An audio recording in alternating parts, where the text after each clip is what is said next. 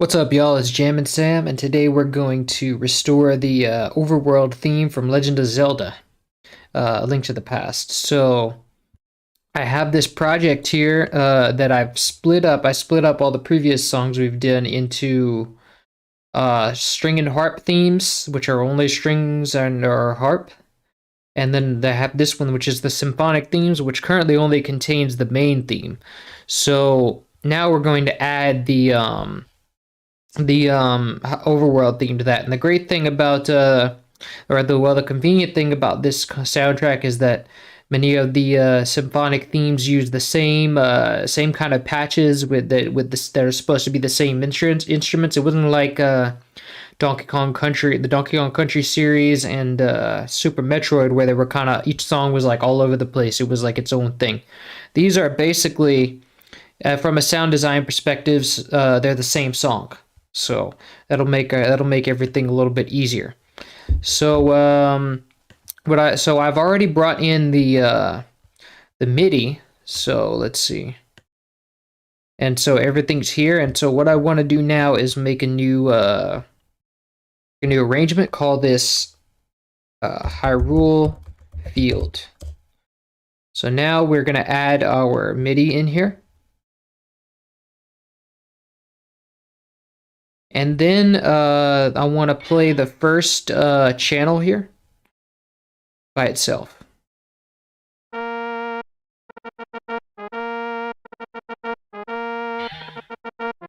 Now this is the brass patch, that lead brass patch. And this is pretty much all the lead brass, I think. So we can copy this, make a new pattern, call it brass. Let's just put all the brass in here. And now we've already used this brass. We're going to put this into brass lead, which has already been used. So we can stop this for now. And there's going to be some drift here, so we want to zoom in on this and correct that. And then we can go ahead and let me try to quantize this. But I think it's fine as is. I don't really need to quantize anything because everything pretty much... No, well, I do need to quantize a little bit because some of them are drifting kind of internally. So what I now need to determine is if there's any triplets so I don't, unduly quantize anything. Let's see. Everything should be... This thing is written in 68 tempo. I don't think it's 68. We'll see. It looks like there's some triplets here. So let's see. Let's deselect these. Actually, all this line is triplets. Actually, I think this whole intro is like a triplet. Let's see. These are not triplets. This is...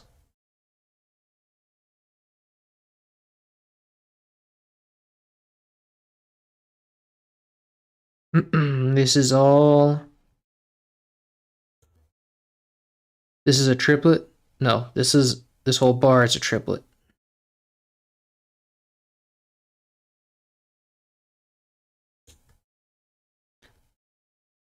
This is common time, common time.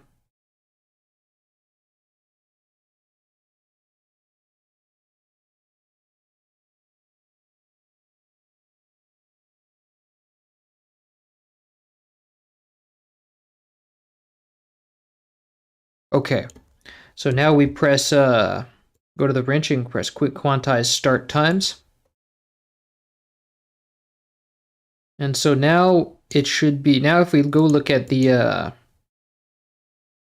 we put it in a third of a step and then we go look at that, everything here, everything else that we didn't select is already in beat. We don't really need to quantize it because it's, oh well, this is drifting a bit. So let's shift I.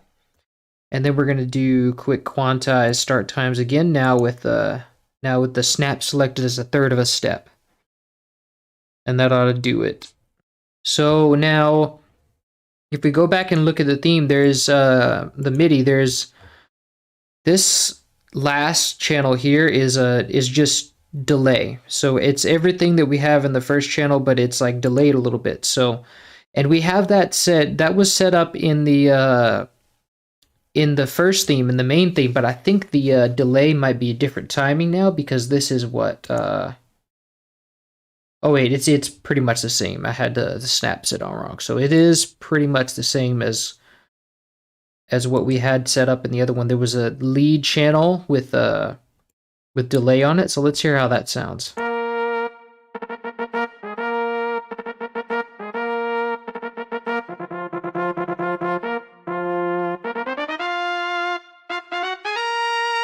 Oh, did we? Oh, I think we ruined a triplet by accident. Da da da da da. Yeah, this one right here. Let me go ahead and switch to a third and then kind of switch that up here.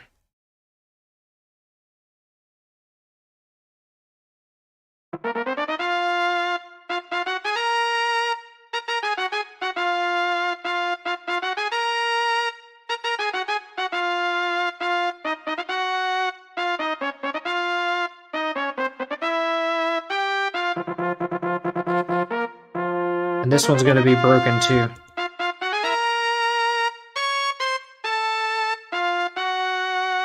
Shift Q.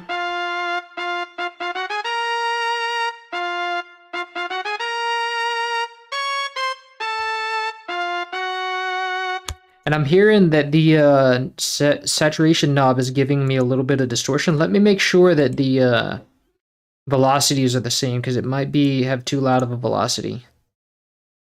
Like a louder one than the original. Yeah, we've got a louder velocity here. So let's bring the velocity down by, oh, it looks like we have some variation. Look at this. So let's, I want to bring the median down to normal. So let me bring the,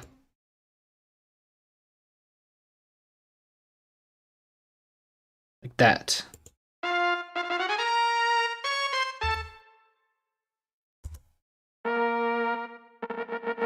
And now we can add this to the composition.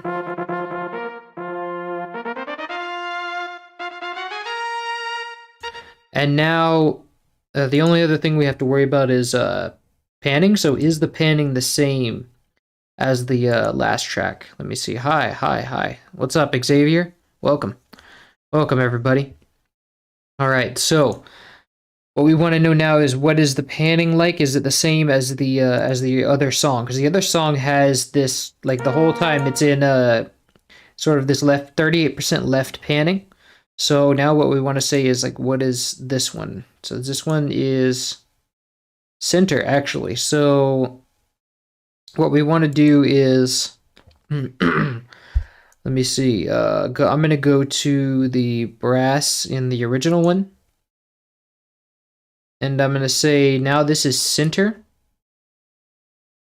And then we're going to go and change the note pan, since this is a thing. Oh, we already changed it. Why is it? So I did the panning in the channel and in the notes. Weird. Yeah, I didn't need to do that. So now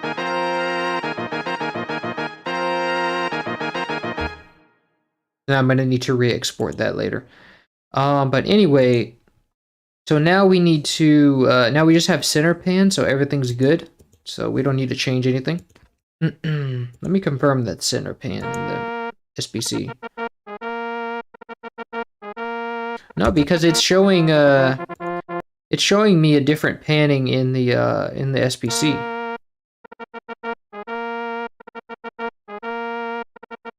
That's odd. So, and it sounds like it's really just, let me listen to it.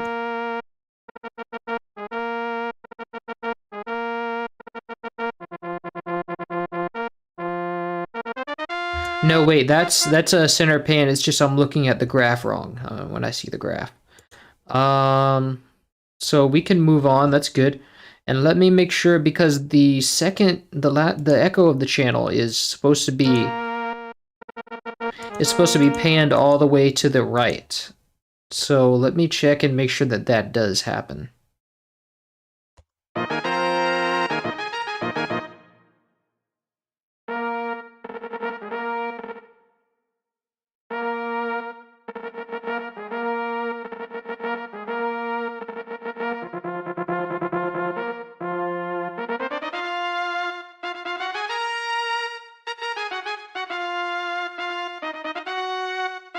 Okay, so it doesn't happen by default, but I think what I can do is just turn this panning down, and it's like a negative 100 pan.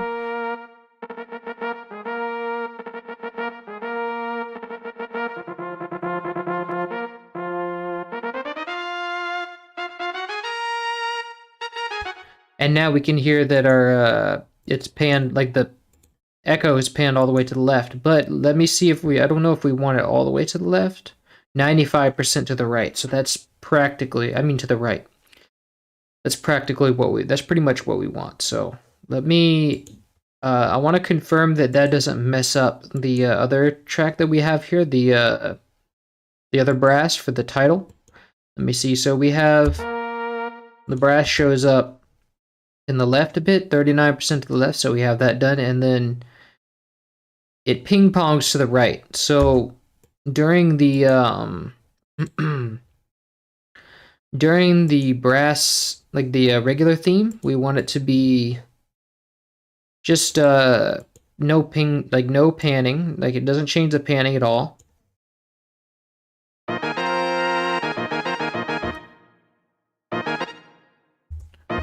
And now we can hear this nice shifting between like it ping pongs, but it sort of reflects the panning that we have in the first one. So, because I want to confirm that because I don't hear it so well. Let me take off the dry. And also remove this.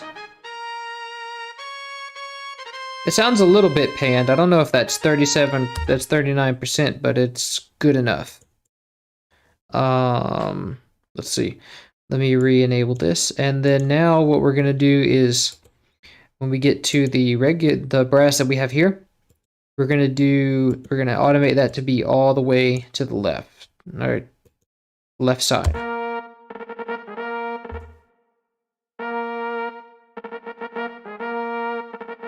Now you can hear it. It's pretty obviously in the right. So anyway, the next channel that we have is, let me disable this, and is the tuba, which is also in the original, in the title theme. Dun, dun, dun. Mr. Tuner Guy here. What's up? What's up, Mr. Tuner Guy? How you doing? Peru present. Hey, welcome from Peru. Nice. Alright, and so we have that tuba thing that it pretty much stays there all the time, I think. So let's go and grab this. It goes up a little bit, so that might be a problem with the mixing. So you see, we have it done here in we have a tuba line here, and it's only done briefly in the main theme. So let's see what we have to do with it in this theme. So let's make a new pattern, call it tubas, or tuba. And we can see that this is also going to be center panned, I believe. So if I stop this, it sounds center anyway, so if I go to the tuba line and I just paste it in here, and then I have to do some leveling, so I apply the last level scaling that we did, and then we play this, but we have to put it down an octave.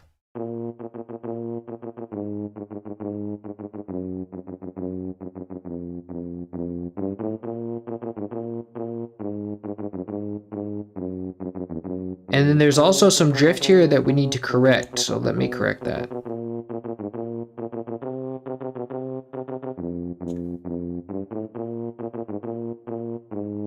And then it drifts internally a bit, so we need to quantize that, but let me make sure that there are no triplets. I don't think there are.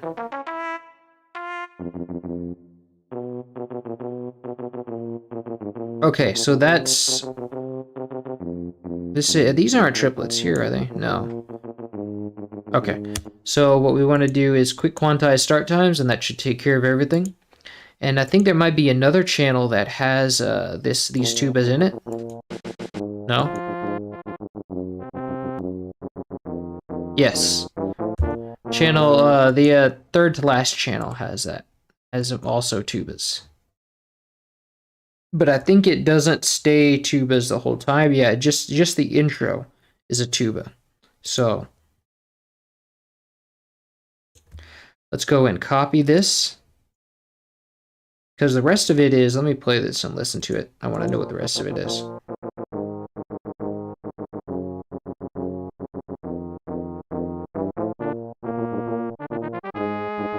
I think it still is the same, no, that's not the, I think that is the same patch, actually. It's just lower. Yeah, but that's not the tuba anymore, but, you know.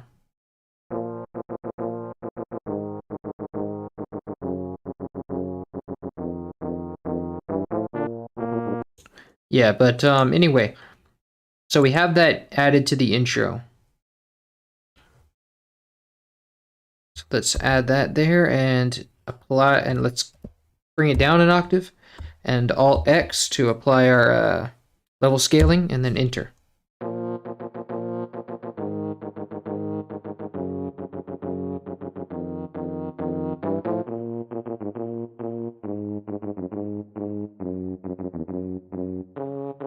Let's call this tubas with an S, just because I'm. Wait, why did you? Tubas. Okay, and I don't think there's any more. Well, it doesn't really matter now, but let's check for panning. What kind of panning do we have on this one? Oh, this one's center, and the other one is also center, so that makes our life easy. But let's make sure that we didn't have panning on the original one. No, we are center, so that's good. Okay, and let's see. Oh wait, where's my? Okay, here we go. And the next thing that happens is this is pretty much all tuba, I think. And then the next channel is the snare. So how I want to handle the snare is we have a bunch of different articulations for the snare that are in the synthesizer, that were in the synthesizer, but only one is used in the game, obviously. So, but now, if because these all kind of sound the same, we can kind of use them to make the mix a little more dynamic. Because you see, I have exported all the ones that sound similar. It's either like this, we have a snare roll,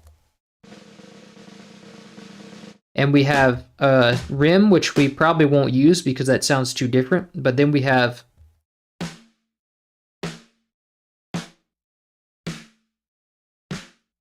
so we're going to try the mix doing like a sort of pseudo round robin thing where it's all the, I just kind of randomize which articulation it uses.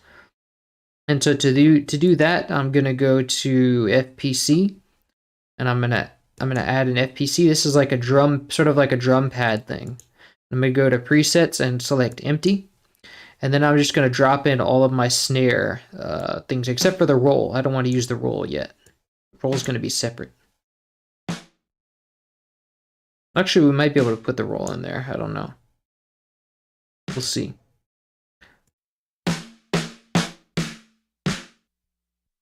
And oh wait, are these like? Oh wow, these are like have some silence in them, so that's not going to be good. Hold on.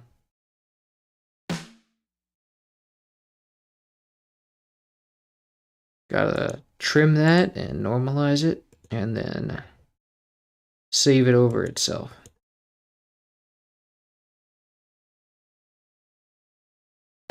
Same with this one.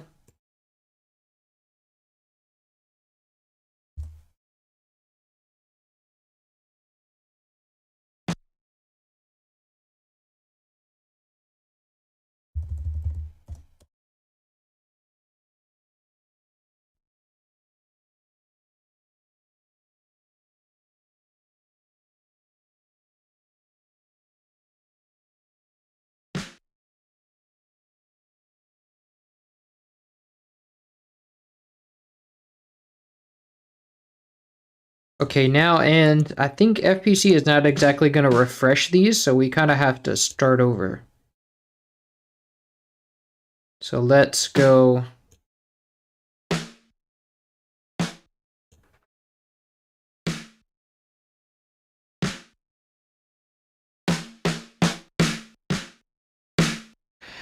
So now let's see what happens if we sort of, I can delete this. So if we take this whole line, which is all snares, and then we make a new pattern called snares. Or let's call it percussion, because we can put all the percussion into this thing.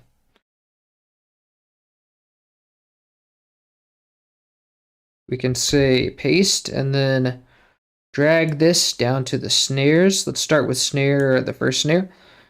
And then let's see. But the rolls are going to be in here. I can tell these are rolls, but the way A Link to the Past does snare rolls is that it puts two see, we've got this pattern here is also snares.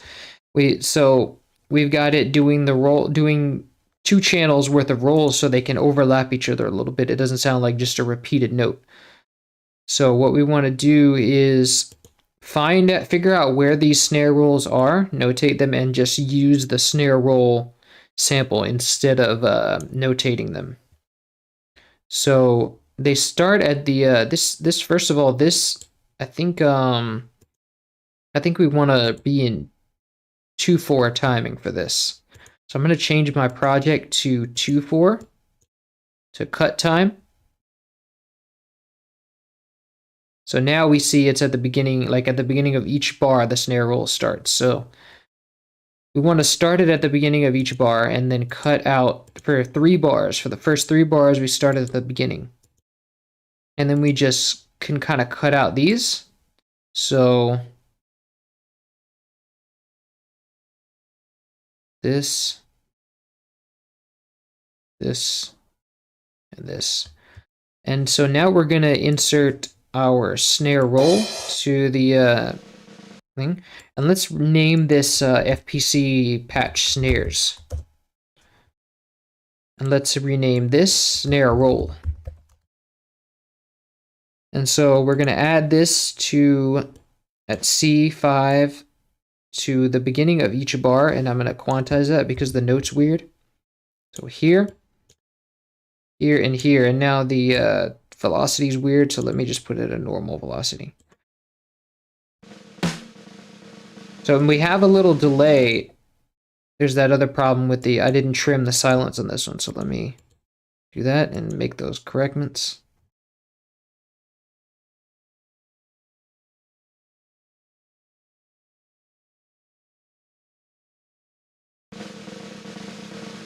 So now I want it to have a volume envelope, meaning that it sustains and it just stops whenever you let go of the note, and maybe there's a little bit of release too, but not too much.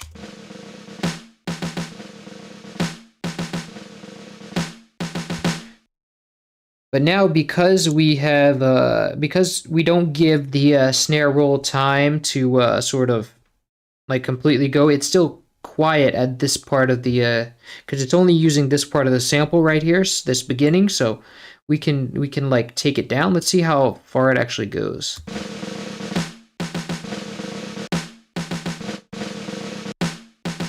See, now it stops. We can put it a little past that. And now if we compare that to the SBC, let's see, we have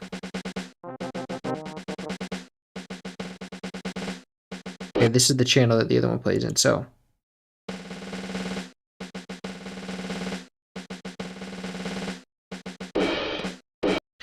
now the only problem is it doesn't really crescendo like it should, because we're only using a little bit of the sample. So what I want to do is take the in knob and put it a little bit in, so that way we have that kind of crescendo.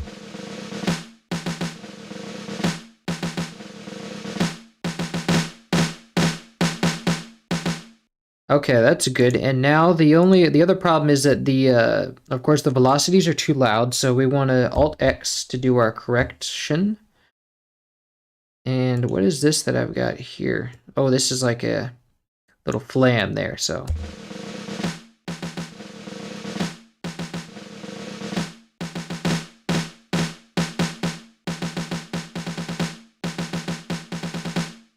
And I think there aren't really any more rolls in the roll articulations because we don't have, well, there's one more, I think, right here.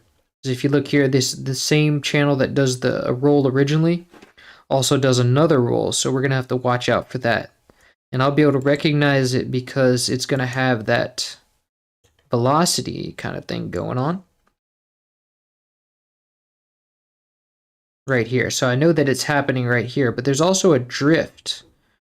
I forgot about that, so let me correct the drift.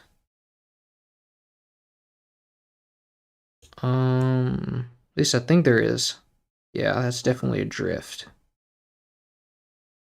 So Control A to select everything, and then just put everything back until it snaps. I think that's right. Might not be, actually. Let's see. I think this is it, because these last parts are a little bit of a triplet thing, so I was kind of looking at it wrong.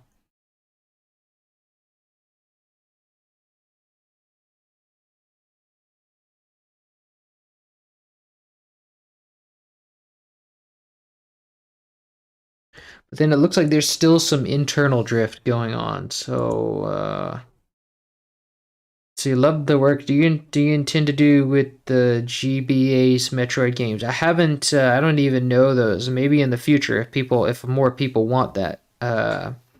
Hello. Keep up the great work. Thank you.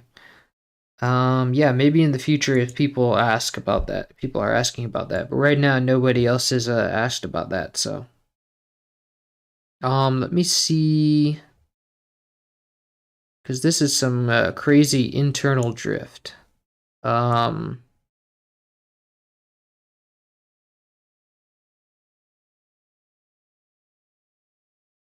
Hold on, let me undo what I did, because I think it just kind of is ruining it a bit.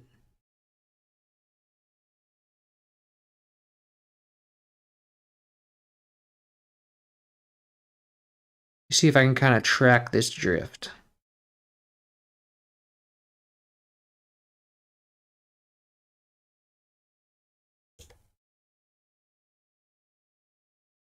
That's definitely it's definitely right. That kind of corrects everything, but there's a big internal drift in the MIDI itself. So what I want to do is select, okay, I'm on a third of a step already, so that's why a lot of things aren't lining up, it looks like.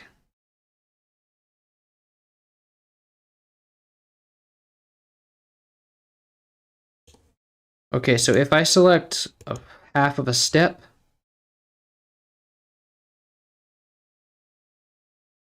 there's some, I just kind of have to go through and select which places are triplets, because I can see some of these, like this place right here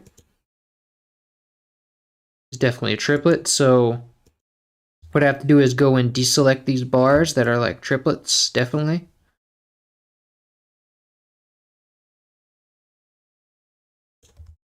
Like this right here.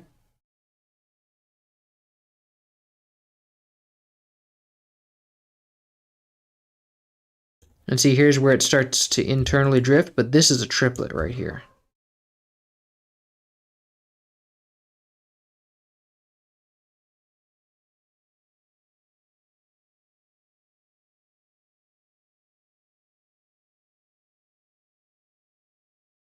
And here's where those rolls are that I was talking about. This is definitely one of the snare rolls. And so is this, so we can remove this. I think there was only 2 of them, so that's good. Here's a triplet.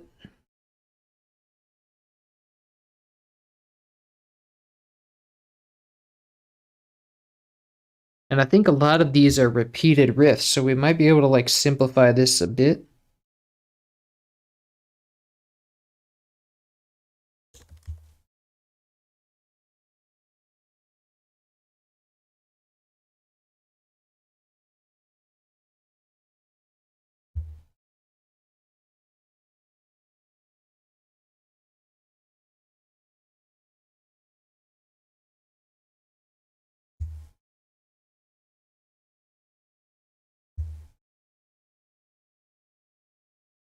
He's kind of doing this John Williams thing where, like, how John Williams did in the main Star Wars theme, where the rhythm is kind of doing this like triplet shift between triplets and normal time.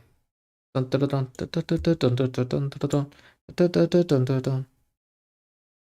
then I'm gonna have to sharpen my thing because like my I'm gonna have to sharpen the snap because this here is like a flam, but it's still a quarter. I hope that doesn't mess up the drift.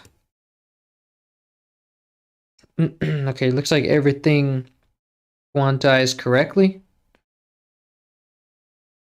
Yeah, and so now we can go ahead and shift.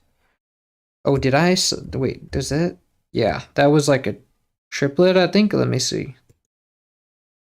Yeah, that was a triplet, so I can deselect this. And then quantize start times. And then now I can shift I. And then quantize start times with shift Q. And that should take care of it. Now, before I forget, I want to put those other rolls in there. So we'll be able to see where they are because there's going to be like a hole right here.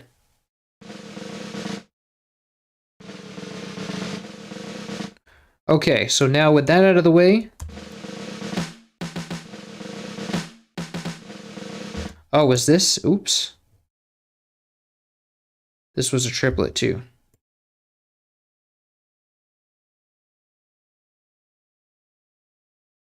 Okay, so now with that out of the way, we can go ahead. We want to randomize which note this thing uses along these few, these different articulations. So what I want to do is go to select and do select more at random, and then do shift them up to this one. Let me shift them up to 2.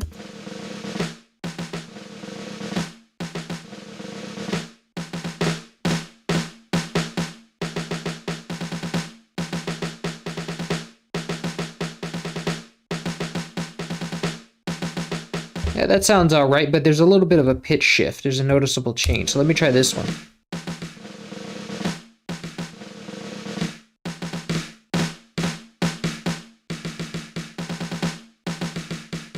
And this with this one too. Okay, that one's a lot better. So I can definitely use this one.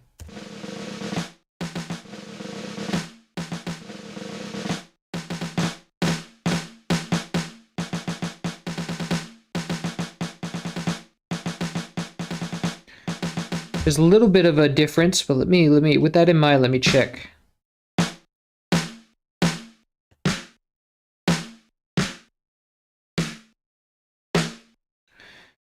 Maybe I might be able to also shift the pitches of these just to make it a little bit more, like to make it a little bit more uniform. Let me try. Let me go all the way and just do everything. So let's see.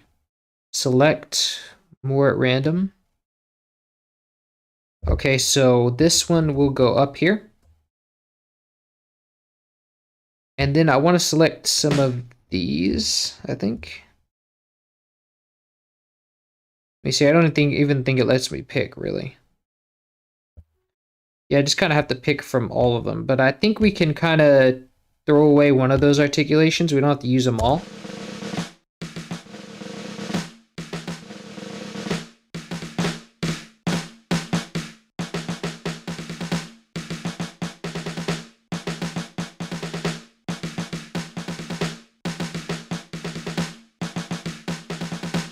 So let me see what's the pitch difference here.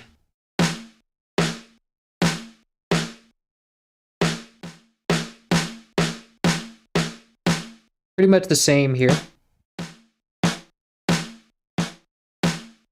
Might be, yeah, so let me try to fine tune. Where's the fine tune knob? Yeah, layer tune.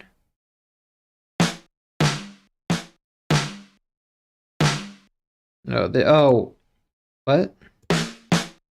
Let me see.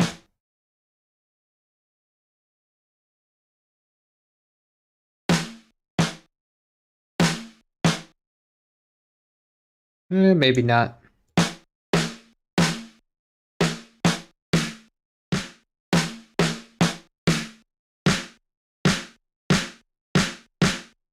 Which one is this one?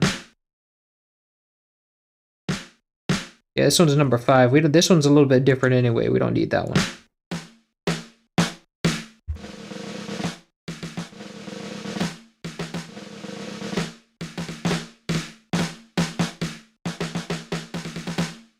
What's up, Nick? Hey, is there any way you could do Chrono Trigger as a quarter of time, or is that song too copyrighted? We might be able to do Chrono Trigger in the quarters of time in the future. We'll see. We'll see what people. Chrono Trigger is a pretty big one.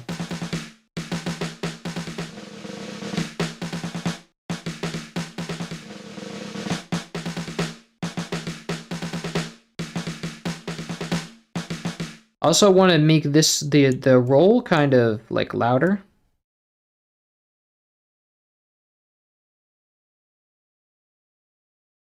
But I think this is sounding good with the dynamics.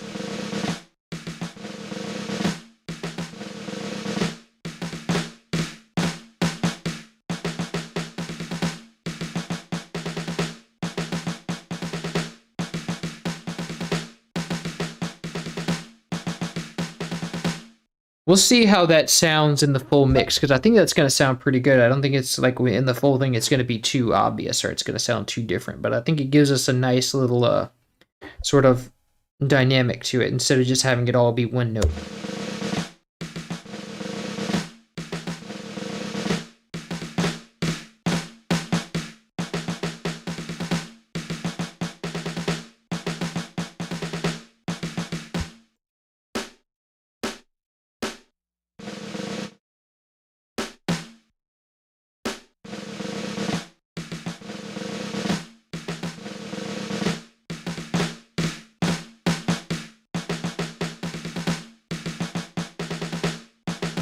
Okay, that's good for now. And oh, I almost forgot. I have to put this. We still have a snare channel. I think this is for the roll, which we did in the theme used kind of a snare roll, but it should work for all the snares in general. So let's see. What channel was that? 10. Oh, I think I have a snare roll already too, but this. It's good that we have a different one because this one's probably shorter than that one. Yeah, I think this one's shorter, so it's good that we have a different one.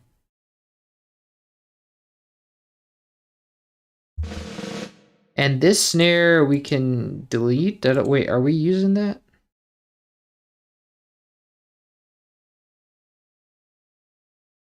No, we're not actually using this at all. What was that? Like a past one that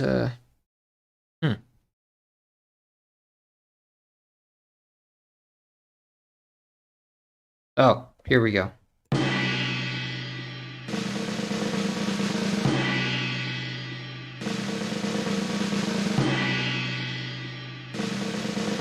Well, it's pretty much the same, unless the tempo is different. I think it's pretty much the same length.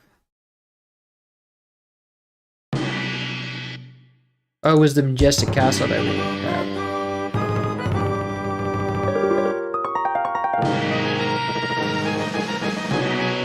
Yeah, it's a faster tempo, so we needed kind of that longer thing.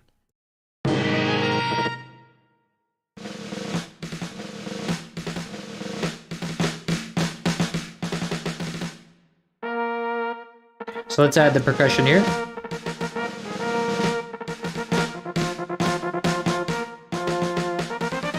And let me check on the panning for that before I forget. It's center. Yeah, they're both center, so we're good. Now we just need to, I think we can move on.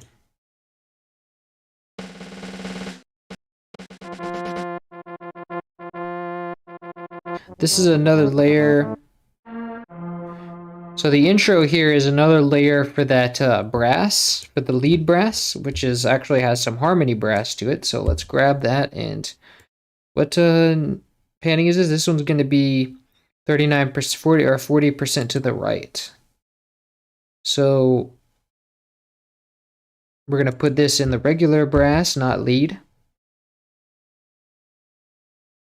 And we don't, there's no drift for this. We don't need that.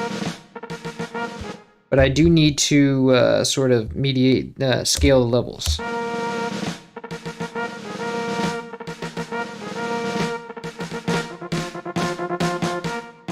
Oh, I forgot I muted out that brass patch temporarily. And let's set the panning to be 39% to the right, 40.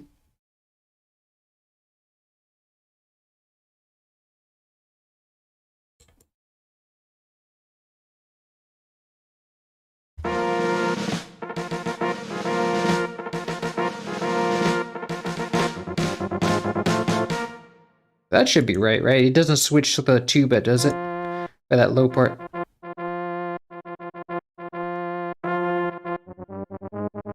No, it doesn't. So now we have some strings for this part. Let's make a new pattern and call it strings.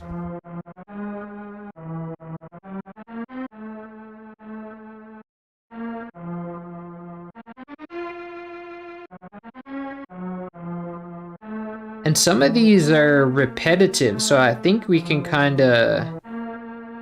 Let me see if there's any repetition in the lead brass that I can remove.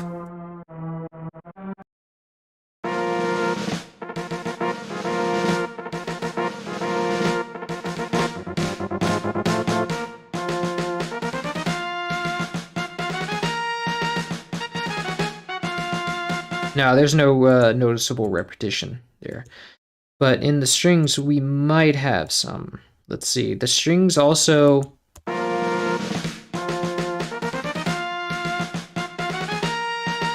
We have panning of... It's panned all the way to the left, actually. And let me see if there's any other strings. Oh, there's more brass.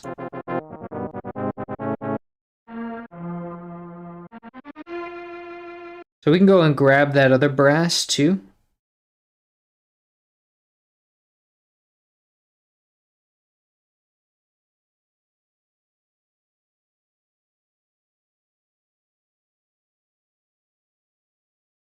No, let's put it in harmony.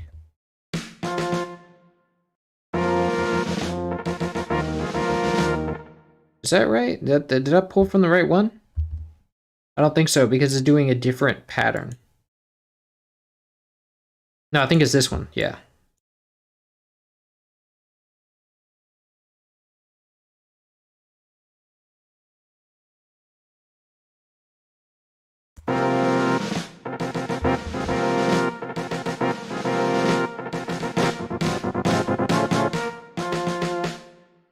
And for this one, we have a pan of... This one's 30, this one's 40% to the left.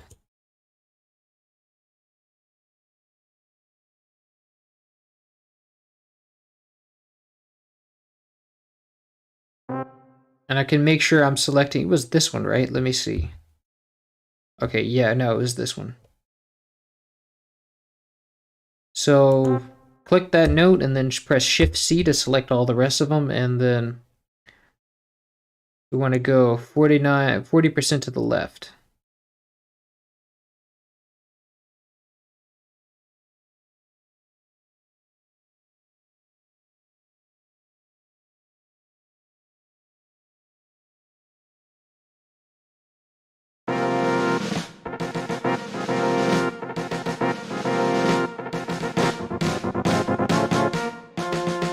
Cool.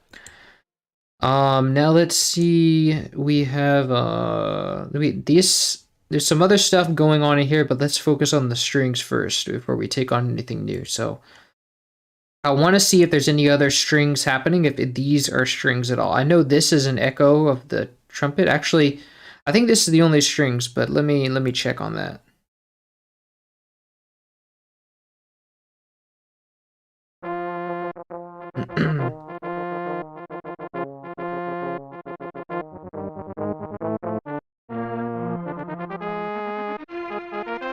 No, that's all brass. Actually, this is also more brass, so let's take care of the other brass before we move on to the,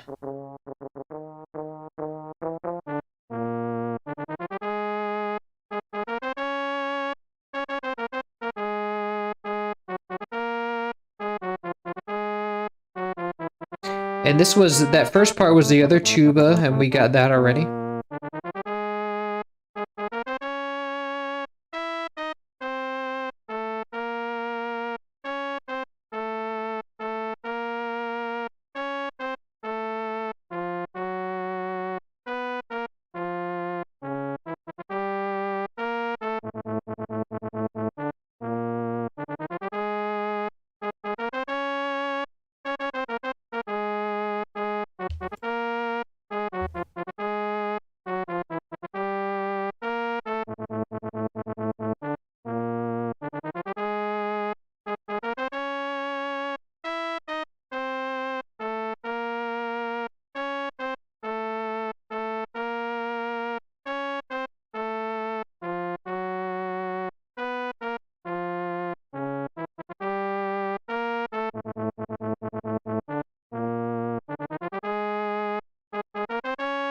So now I'm just selecting all the, we can stop this. I think it's loop now. I think it's pretty much all brass. But I'm selecting all the, I'm deselecting all the triplets, and then, so then we can quantize it.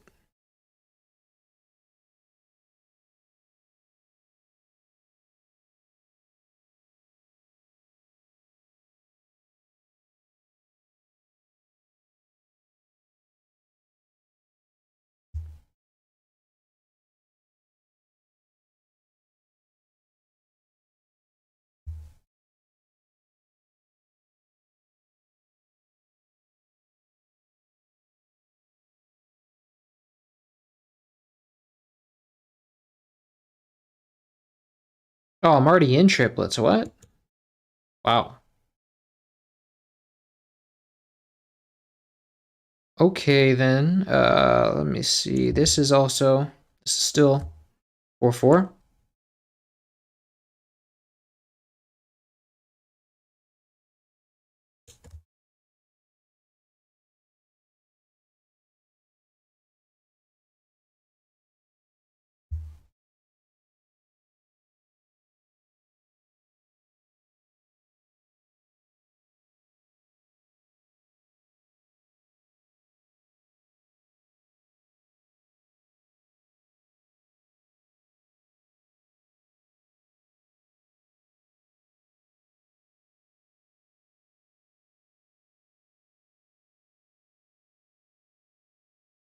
Okay, now we can quantize start times, and let me do Shift I to select everything else, but let me not forget that I'm not concerned about these here, so let me deselect them.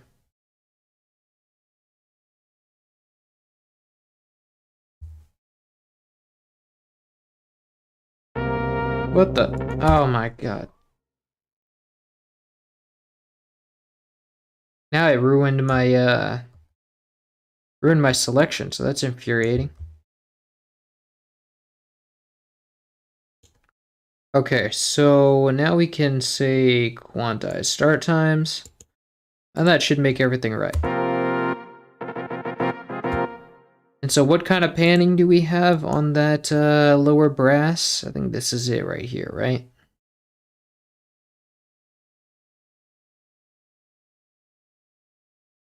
Should be all center. So I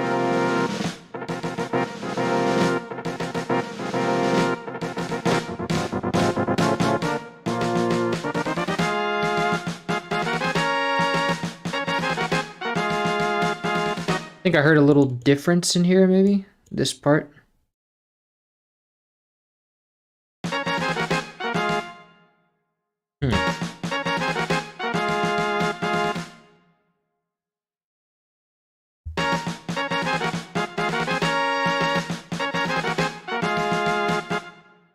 I think these notes are longer. That's what I was hearing.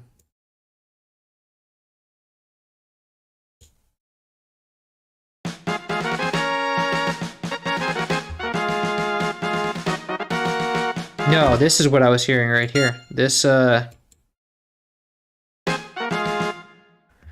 is wrong. This is supposed to be quantized like this.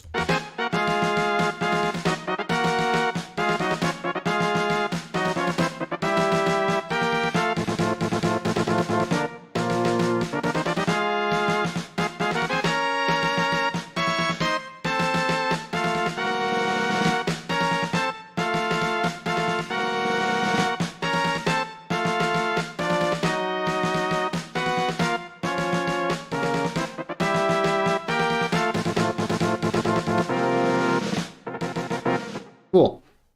Now we can go for those strings.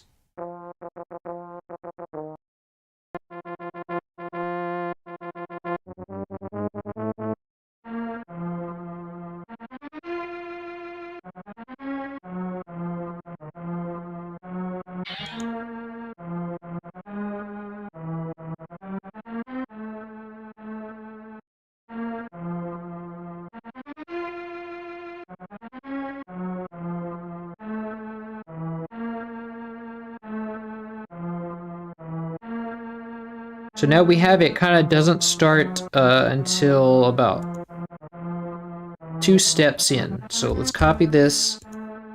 That's going to be important to remember. And then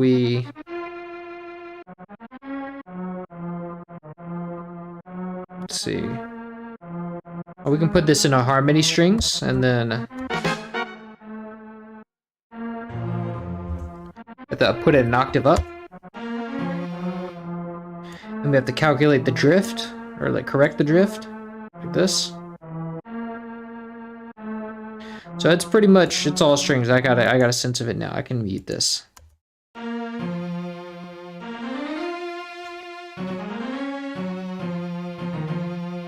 Let's see, there's too much release on it already, so maybe I need to, maybe this needs to go in lead strings, because this technically is a lead.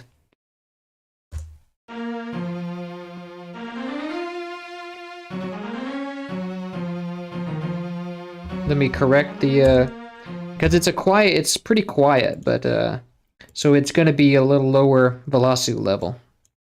So let me cut this and put it into lead strings.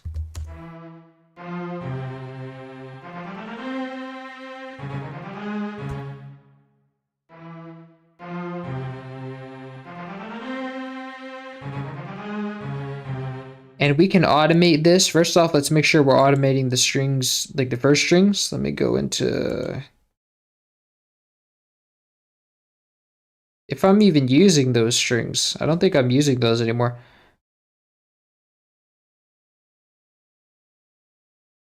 I think these strings are not pointing to channel 1. They're pointing to a different channel. This would be 9. Because this is left over from whenever we had like all the strings patches here. So we have a lot of string patches that I can manipulate and use as I need to. So yeah, that was the only string patches I've used. So I can kind of cut this up however I need fit. And so these lead strings, I can just kind of turn it 100% to the left because we want it to be there. And let me make sure it wasn't to the right, was it?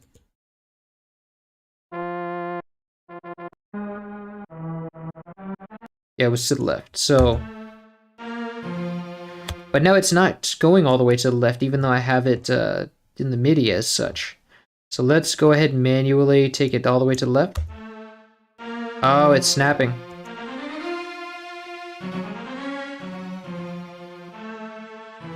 Ah, there we go. Now it works.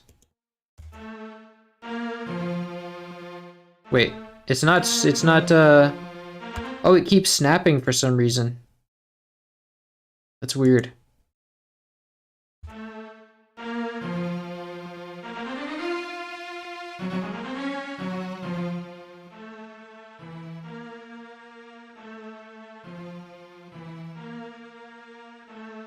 Okay, well that's okay.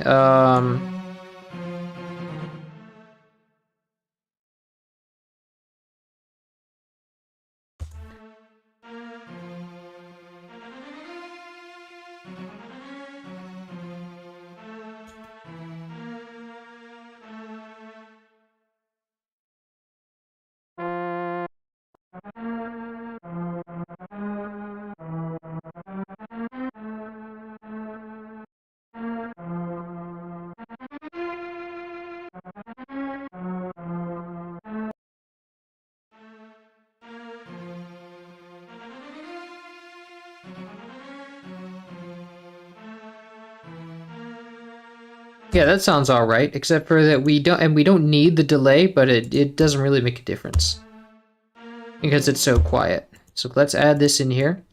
And remember, we don't want it to start until it gets into the full swing. And let's not forget about the drift either.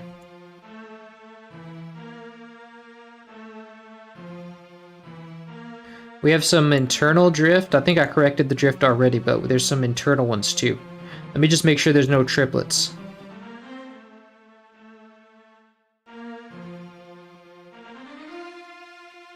Got some triplets here.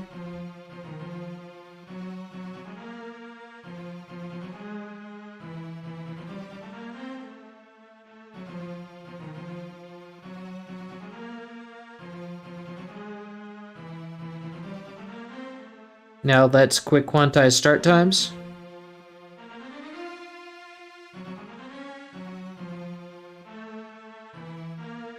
Cool, and now let's go and grab this and switch to a third step and also quantize.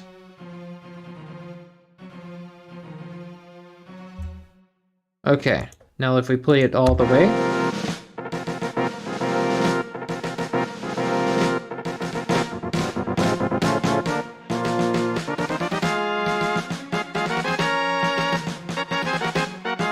But those strings do seem a little quiet. Let me play it with everything we have and see how quiet those strings are.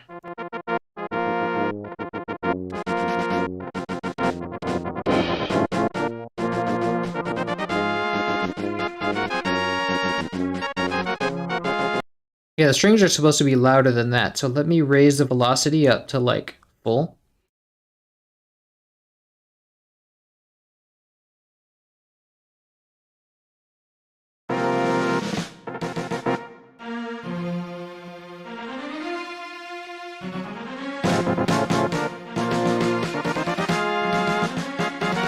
I don't know if they're supposed to be that loud though, so let's kind of do that. Let's kind of take them down just a little.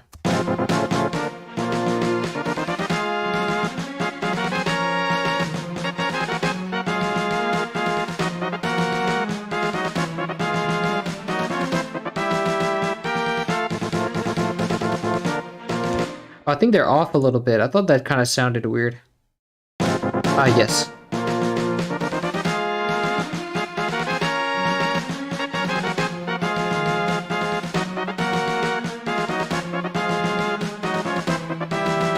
Let's see.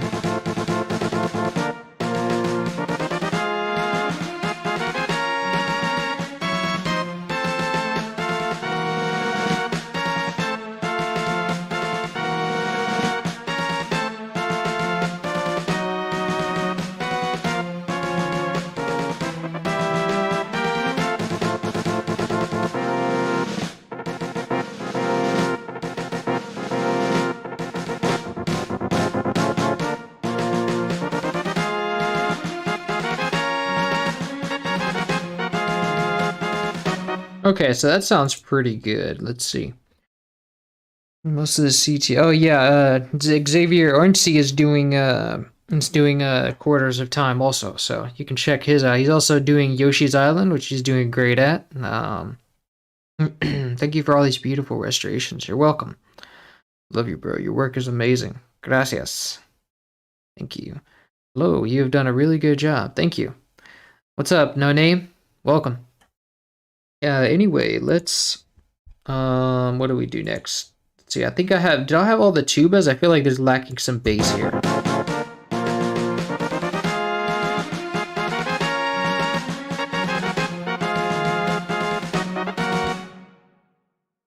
Oh, the tuba still isn't in there. I have the tuba, but I didn't put it in here yet. There we go. Now that sounds full.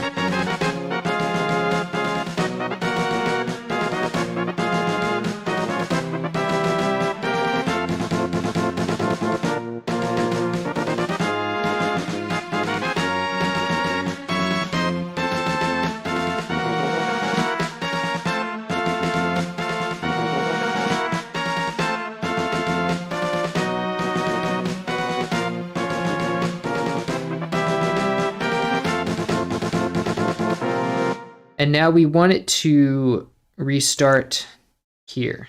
So let's make a cut. Select it all and then Control B to paste it again.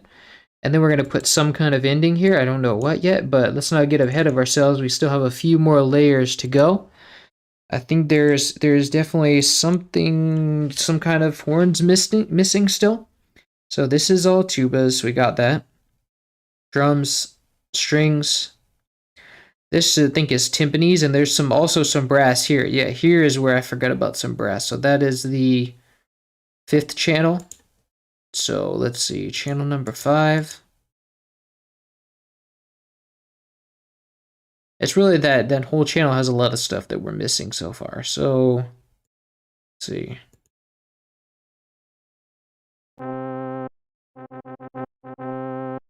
We've already got that part. And then there's a timpani thing somewhere here. Wait, no, this is the strings. Oh, there's 2 strings. Oh, wow. Okay, I didn't even notice that. Which channel? This is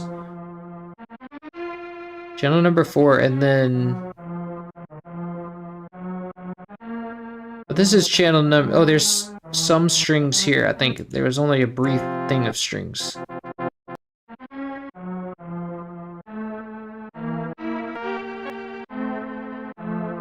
Oh, that's this right here. That's this little, this is not actually... It's not actually more brass, it's strings.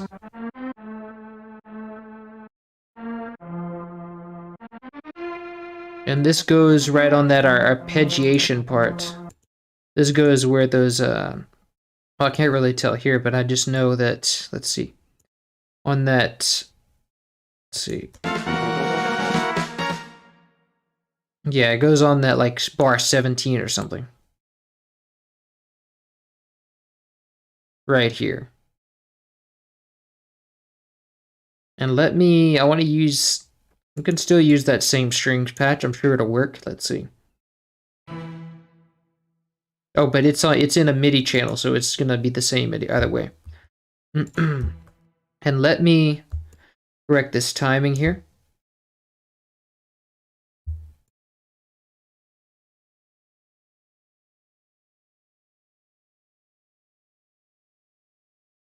Now, there really isn't much of a chance to drift, so we're good on that. But I wanna Alt X and correct this stuff here. So, but the real question is, does it also? It probably has a different panning. He probably gave it a different panning there. No, this one's actually has pretty much. Well, it's a little bit different. So it's 85% instead of 100%.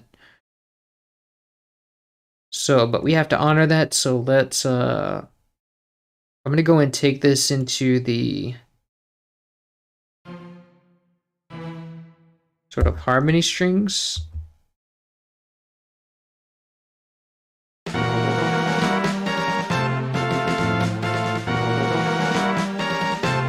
And I'm going to take this to 85%.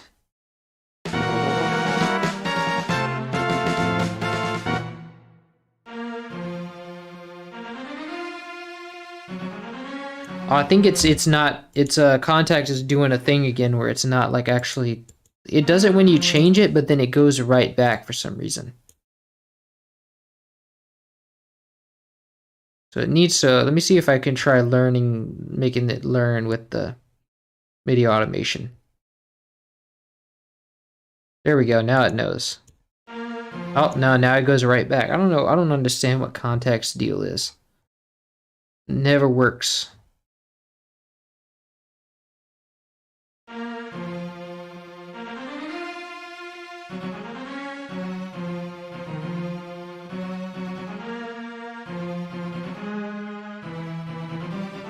You know what I can do? I can also force it in the mixer channel. I can do that. I forgot about that.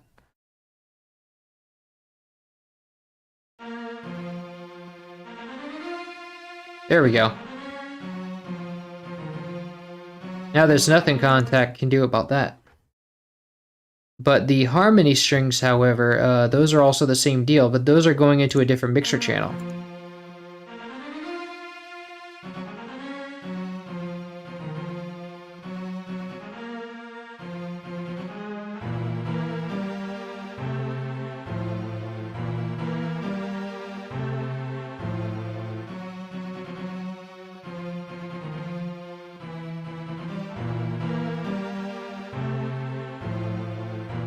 But see, there's some internal panning in there too, so I don't want to mess that up. So I don't want it to go all the way to the left. So let's center this.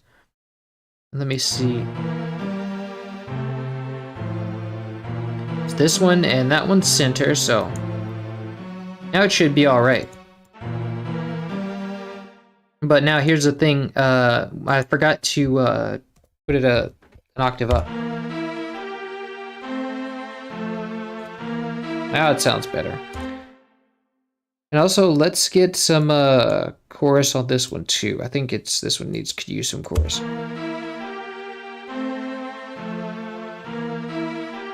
Actually, maybe not. Maybe it would make it feel a little less overproduced. Yeah, that's all right like that. I want to replace this EQ with an exciter.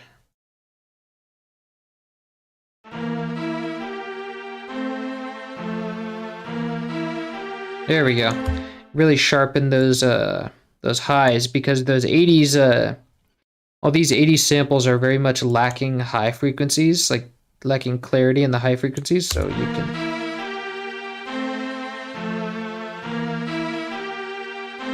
if you can kind of boost those high frequencies, it does a lot of these samples really well, especially the strings.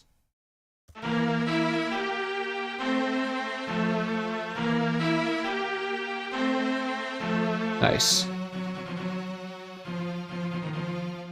Cool. So anyway, let's see what we have next. So there's a timpani somewhere in here. I think this lower note is a timpani. Let's see. And this is number 5.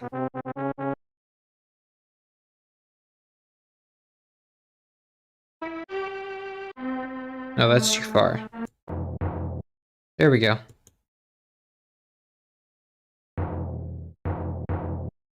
Cool, so it's just a simple timpani line. Dum, dum, dum.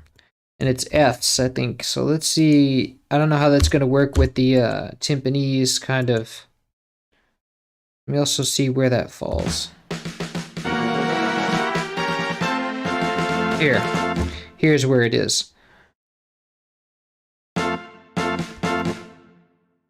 So I want to use, and we already have a timpani.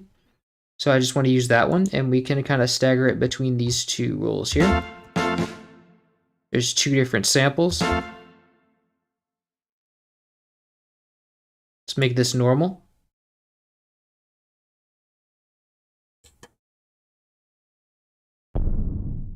That's way too low, so let's go. Let me check on that pitch.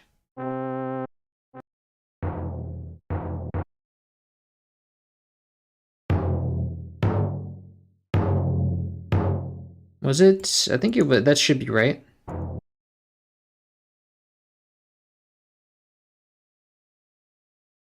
Let me listen. Yeah, that's pretty much right. Let's quantize that because it's drifting a little bit. And then...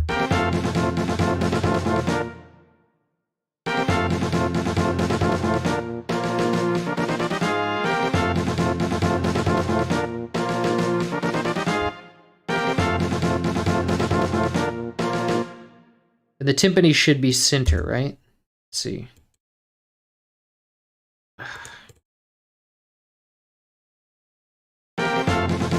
Yeah. Okay, so the only other thing is that there's also crashes. So the 7th channel is for crashes, where the crashes happen.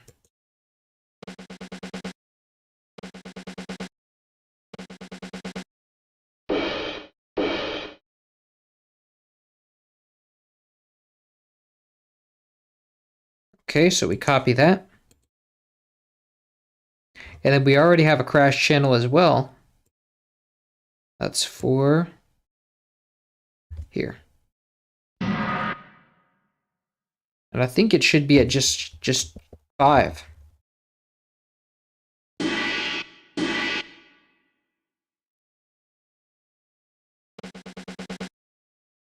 That should be the right pitch. Oh, it's higher. Actually, there's also... Hold on.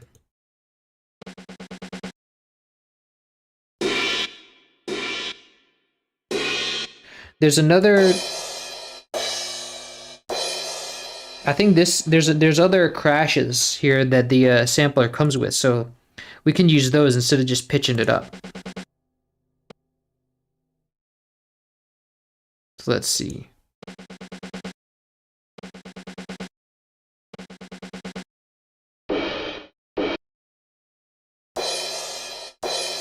And there was one other one that I deleted. Let me, because it was too high, but this one actually uses a higher one. So let me go and try to bring that back out of my recycle bin.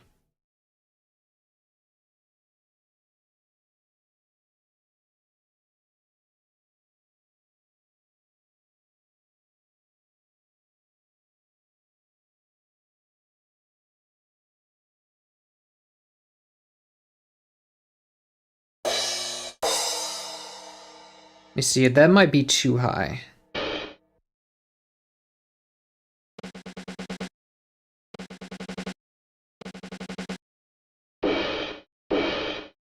Yeah. Yeah, that's too high. This one, it would be better if anything, so let's go ahead and bring that in here. Let's call this crash high, or high crash. And let's give it the same mixer track.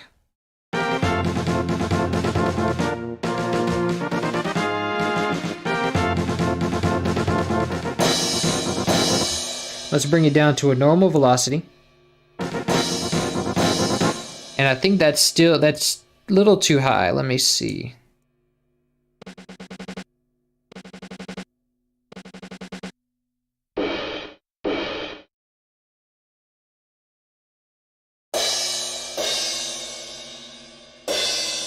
So maybe like this.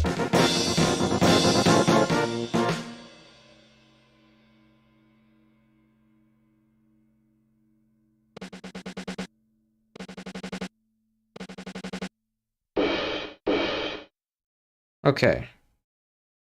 I think it's like an A.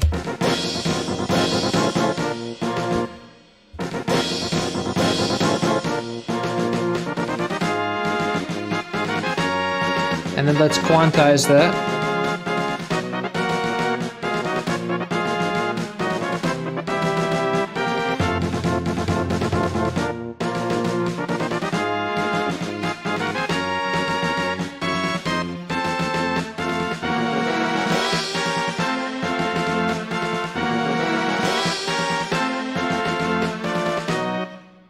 I still think that snare roll is a little too quiet.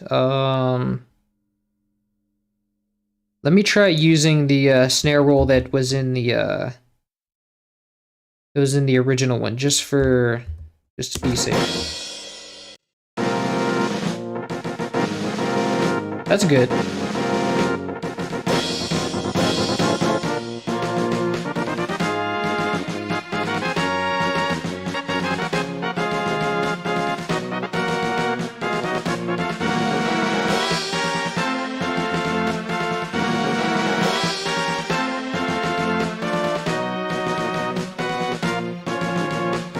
Dope.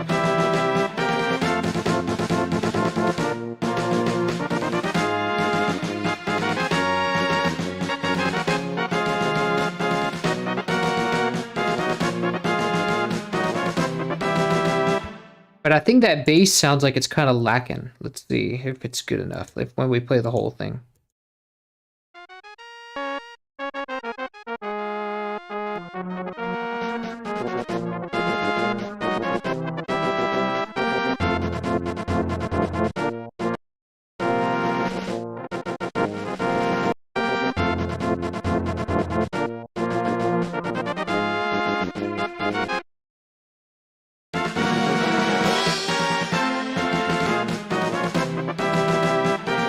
Yeah, I think maybe that bass should be a little louder.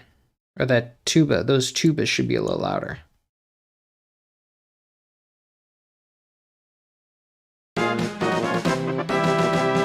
Maybe that's a little too loud.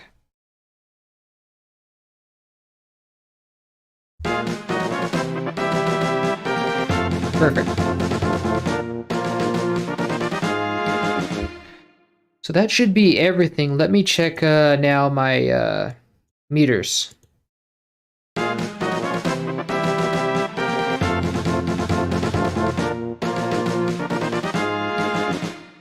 That timpani was kind of peeking us a bit on the bass. Maybe I should have left the tubas as is.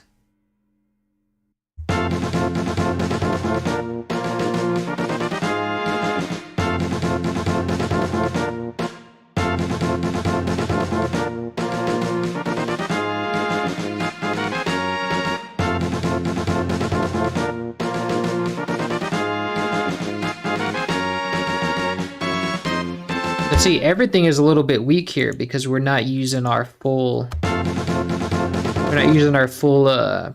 waveform.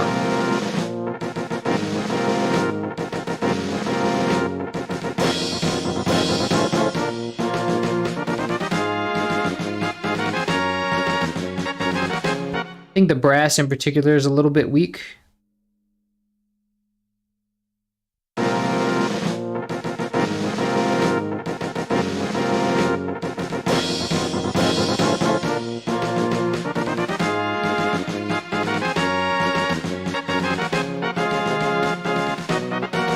Now we're using everything.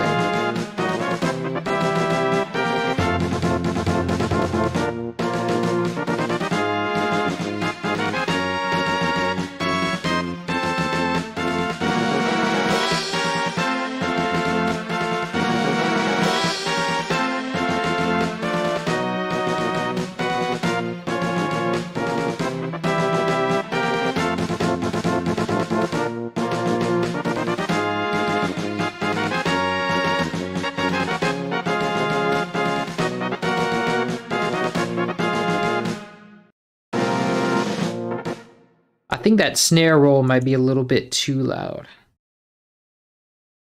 Because that's kind of why we're peaking, I think. Peaking on that intro. Yeah, because look how we raised it, but we really didn't, I think we raised it too much.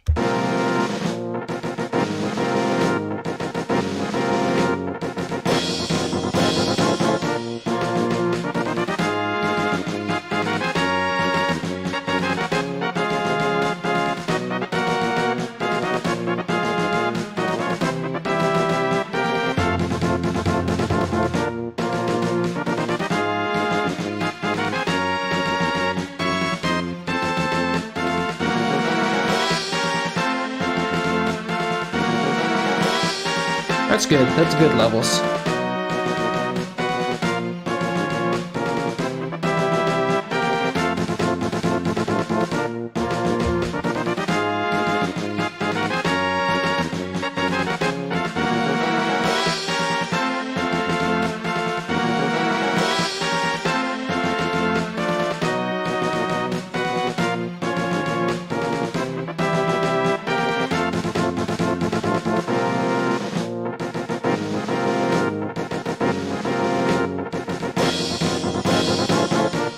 And maybe that crash is a little bit too loud.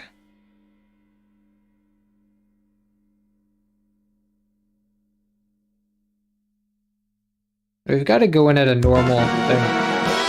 I think they're also loud in the track because when I was playing the game, I remember it. I remember like jumping out a lot.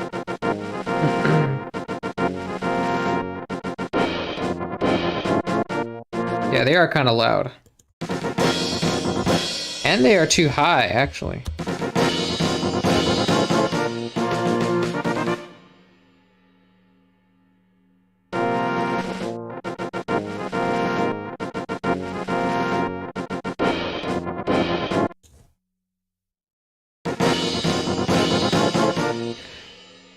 And let me see, is that...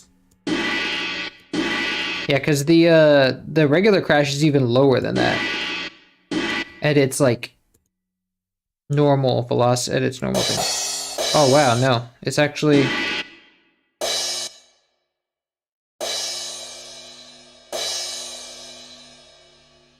Okay, so this one is pretty much the same.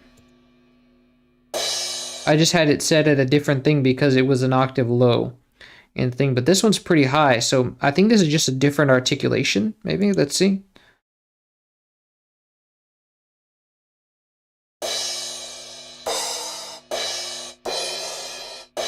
That's weird. I think this is the same sample, yeah? Yeah, it's the same sample, I just didn't, hold on.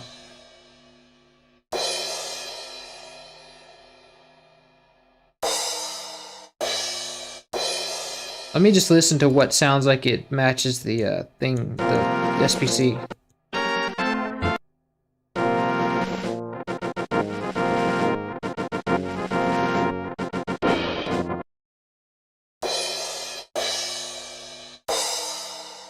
It's still just this one. Like, this one is all I really need.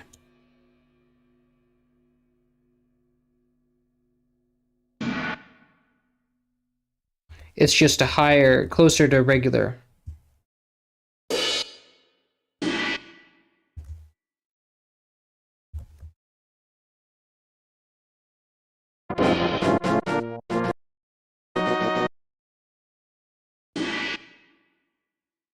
It's just a little higher than it usually is, I think.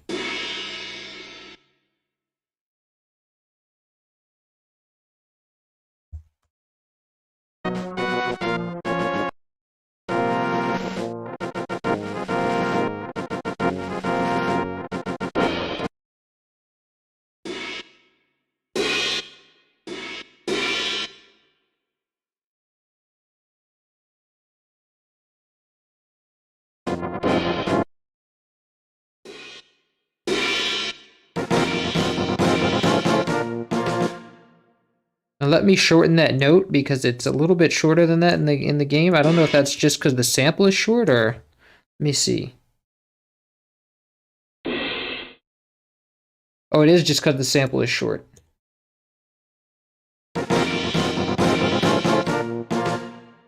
But let me add some release to that because I want it to play the full thing. So we can delete this.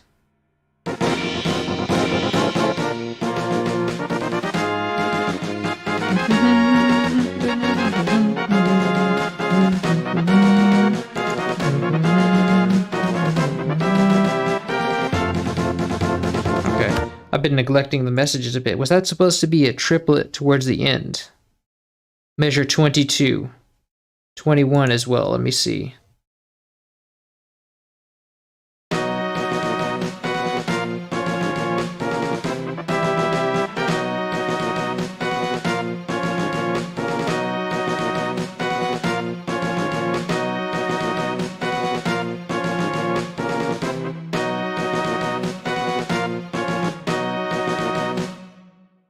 You see, that's triplet right there.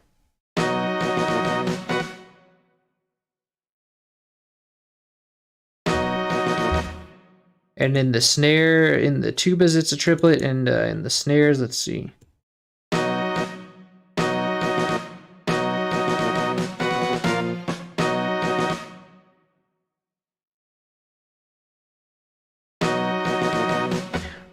Oh, you think I might have, no, I think that's supposed to be like that.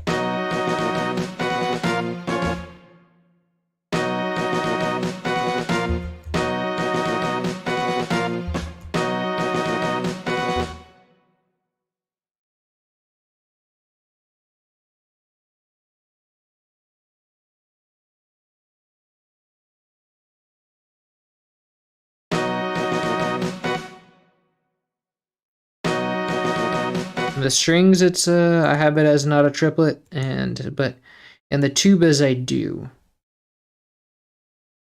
And the brass is just a straight note. So let me check on that in the SPC, in the MIDI. So let's see. Oh, I think that is a triplet all the way through because yeah, here we have everything is a triplet. No, everything except, what is this?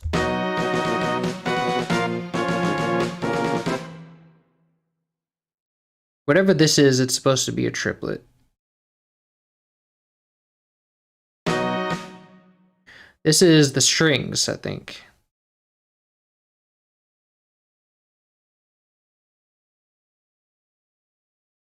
Yeah, no, I actually did quantize the strings there to quarters, I think.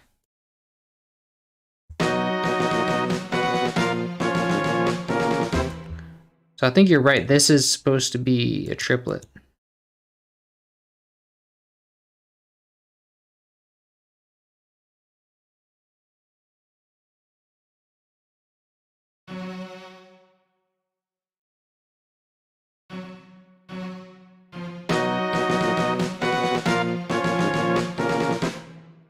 Because if you go look at the SPC or the MIDI, this is the strings right here. And we have, oh no, maybe that is actually not, that is actually supposed to be, that is actually supposed to be common time for that.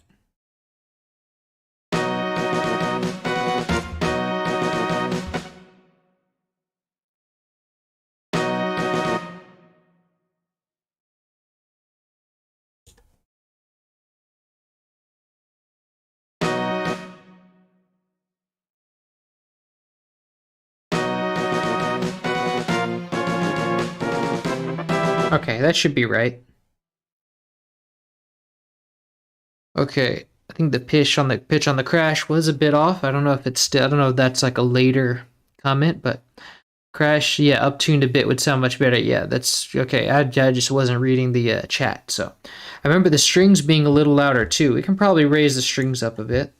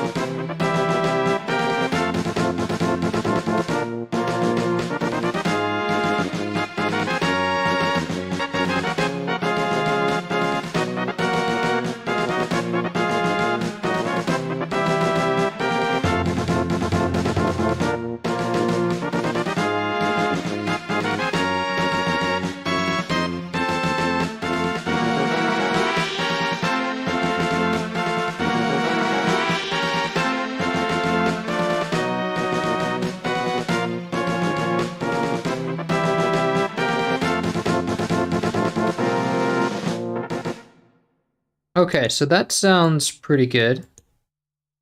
Let's see, we're missing anything here? What is this? What is that? What is this right here? Is this something we're missing? These low notes. I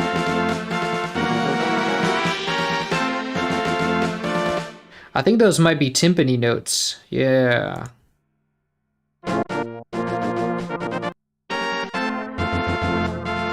Oh yeah, they are timpani notes.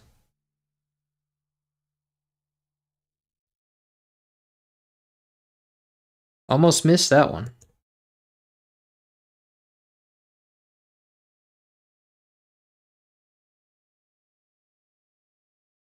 And then I almost forgot that we're using two different timpani samples, so I can kind of alternate between that. Here, let me place this first.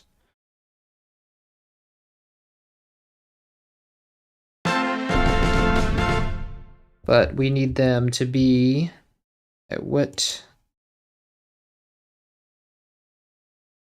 At F4. There we go. And then we can quantize these to triplet timing. Actually, we don't even need to quantize it. We just need to drag it. There we go.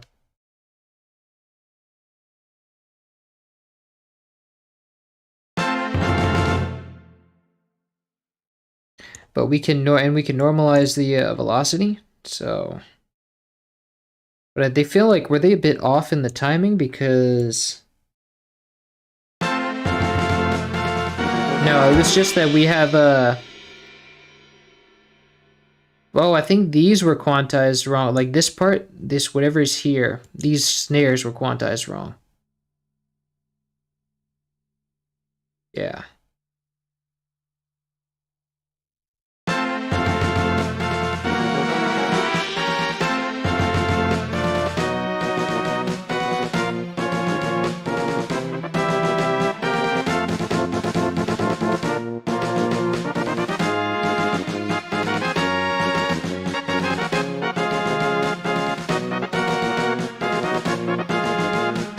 Nice.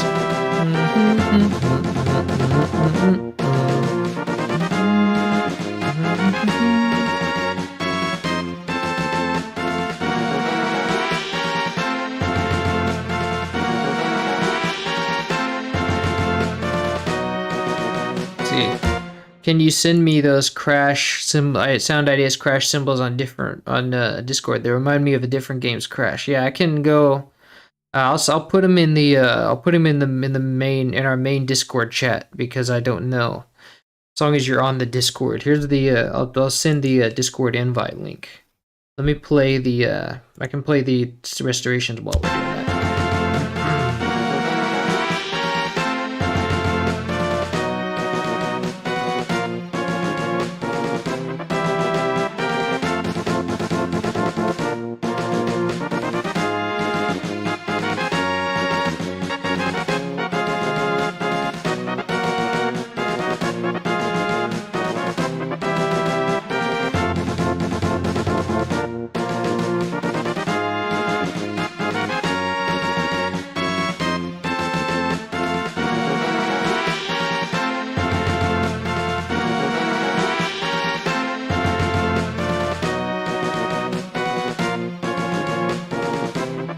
Okay.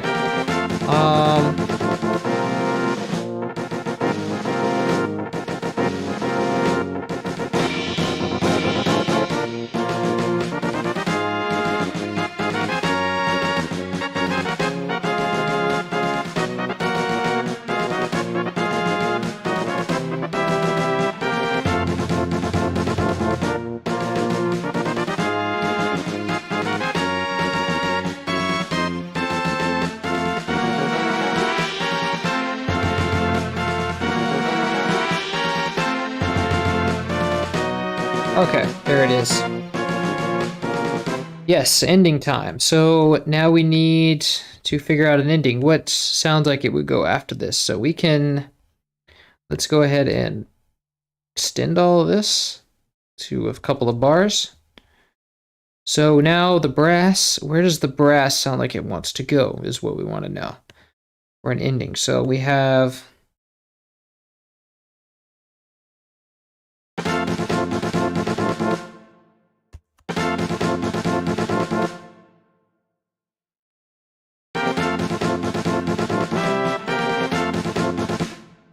Well, actually, the song sounds like it wants to end on this note.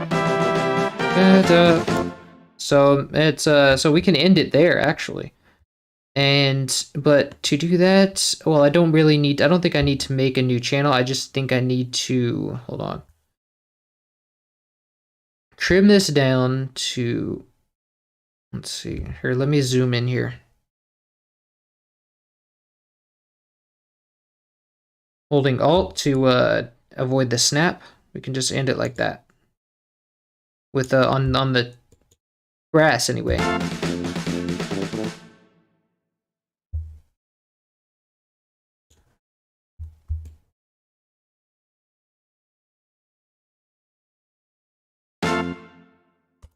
But we don't just want to end it like that. Let me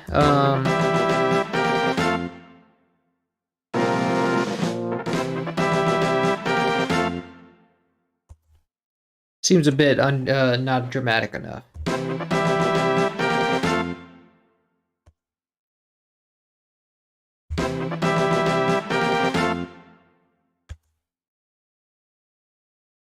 Maybe.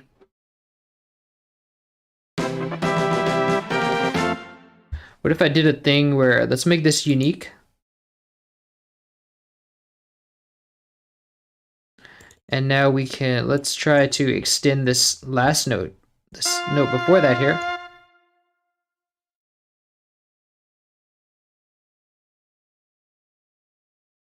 And let's go up. What is our, well, I'll have to find our chord first. I think it's an F major chord. So let's go up to A. And then up to C.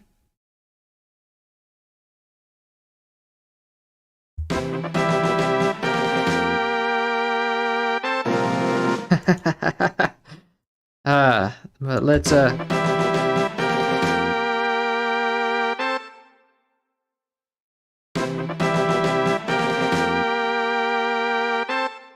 that won't sound, that shouldn't sound as annoying once I get the other stuff in.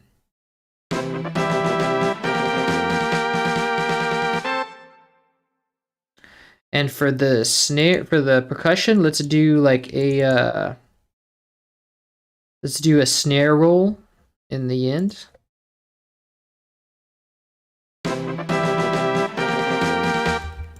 Let's cut all this out. Add a snare roll. Wherever it is. Oh, here it is.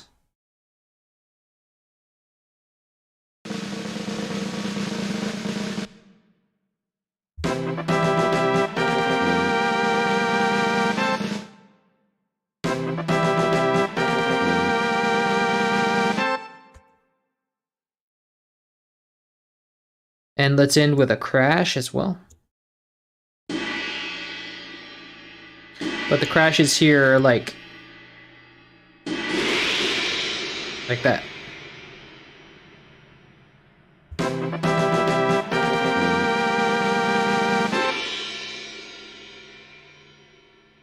And then let's also give it a timpani hit. Oh, I forgot to stagger the timpani samples because we're using two different timpani samples. So let's go and select every other timpani sample.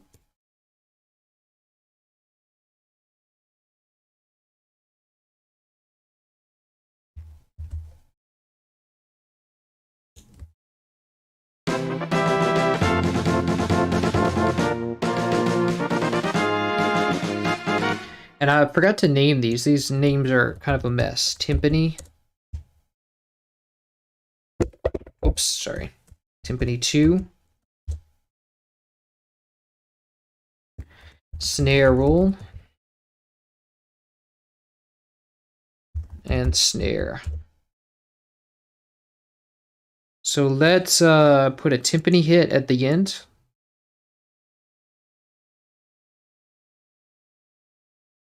And that's going to go at F. So we put it down to F.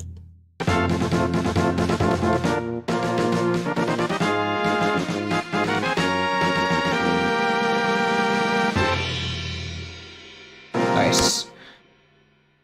And so now in the tubas, or the strings, let's do the strings first.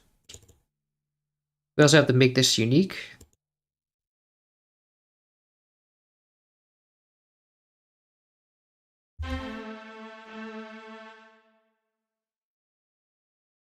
Let's make it like kind of introduce. Let's get like crescendo is what there's a word I'm looking for. Let's make this so this one can go down.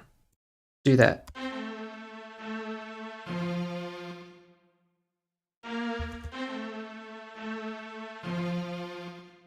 Nice. And so for the tubas, they already pretty much had the ending cut out because they kind of lead into the into the other one, but let's go da, da, da, da, da.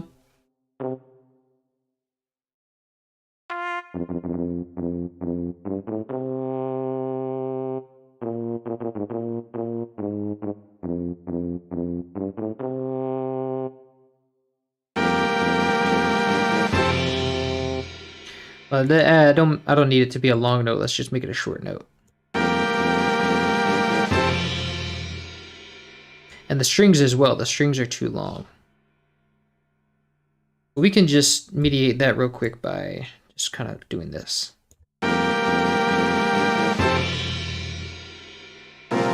Nice.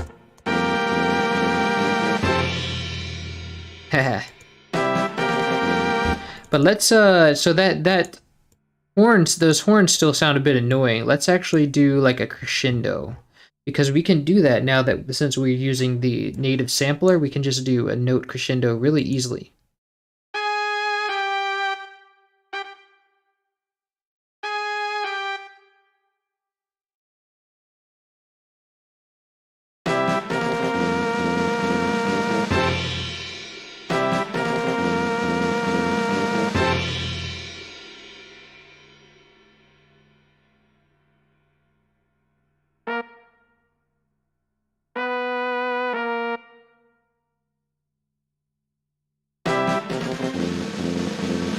What's going on with this? Why isn't it giving me a note crescendo?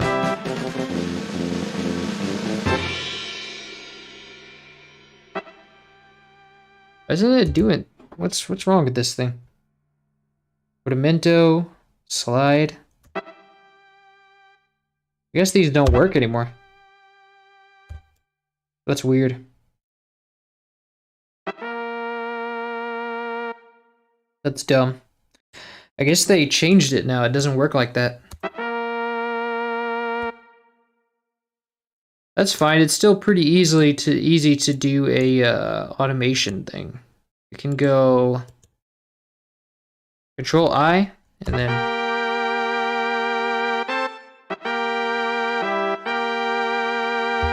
and then let's make it where it dips down really quickly.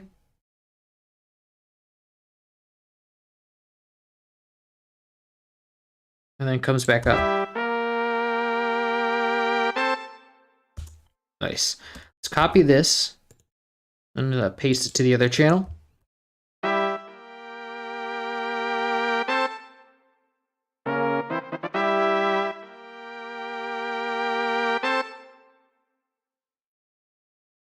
And let me raise them. I want this one to get even louder, like louder than normal. So let me raise this a bit and make this last note pretty loud too.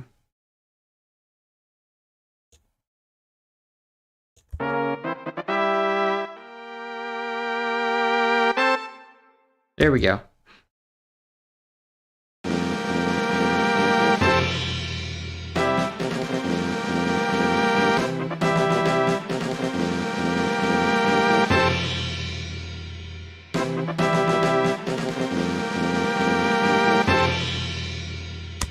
But I don't think I want it to start that slow because it just kind of sounds weird. So I want people to notice that there's a note there, but I just don't want it to be. I want it to be a little bit underwhelming at the first, and then it kind of boom bolsters in.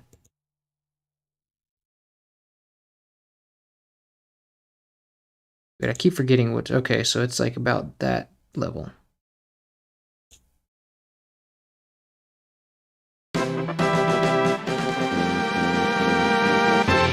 There we go.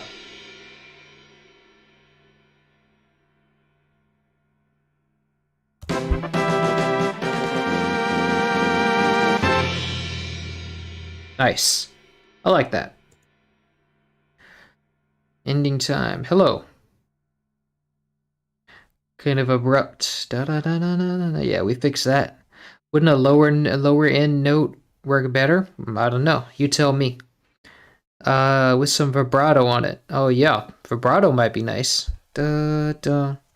Oh, maybe you mean that ending note, maybe with some singular doots cracking. Nice. Maybe because the thing usually goes to. I think it's people are familiar with it going lower. So maybe if we stick to going lower, then. Yeah.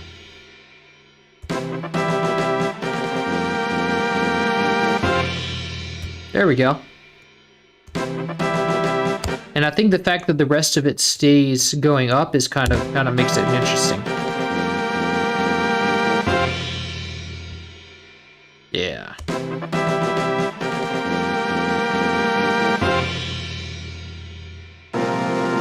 Nice. Okay, and how long have we been streaming now?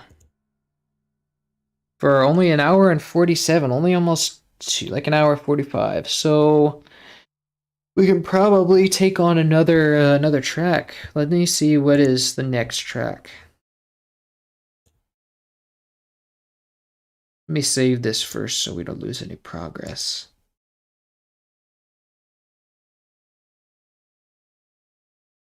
Next up is Kakariko Village.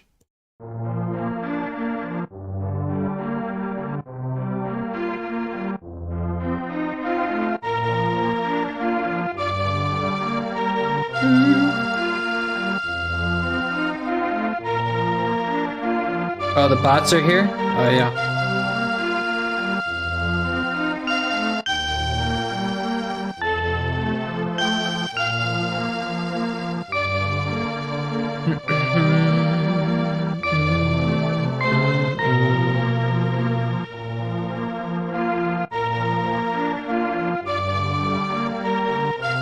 Kakariko. Oh, yeah. Kakariko. Yeah, we're going in order. So it's Kakariko. I guess that's how it's pronounced. I'm not sure. Kakariko. But anyway, we're gonna do that one. So that one's gonna be a strings mostly theme. So let's go to our strings, our primarily strings theme. And I'm gonna change the name for this one so I don't forget later.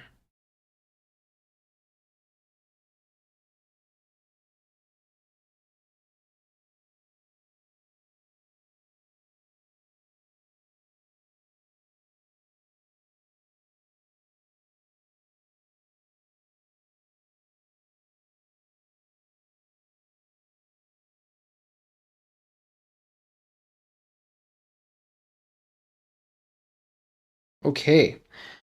So now what do we have in our first channel is let's see.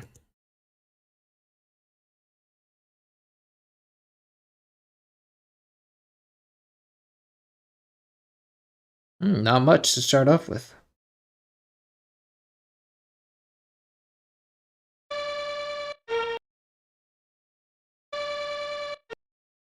Let me see, I'm having to kind of scrub around to find this.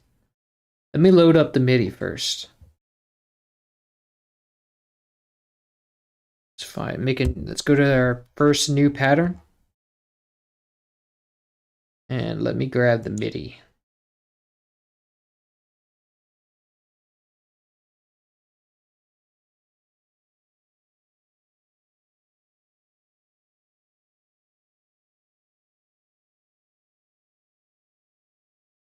Okay.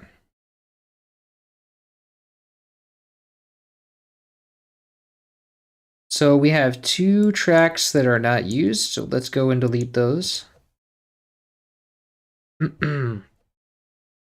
And we have no silence at the beginning, so that's good. But this first channel does not start right away.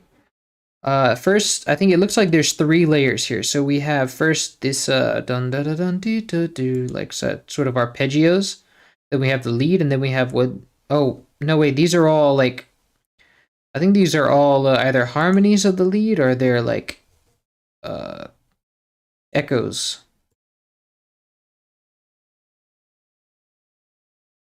This is an echo, and then these 2 are like layers.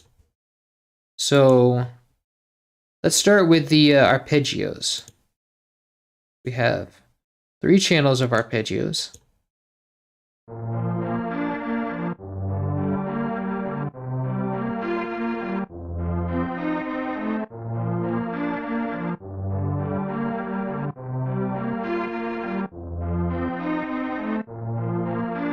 And they're pretty much straight repair repetition, so we can cut that down.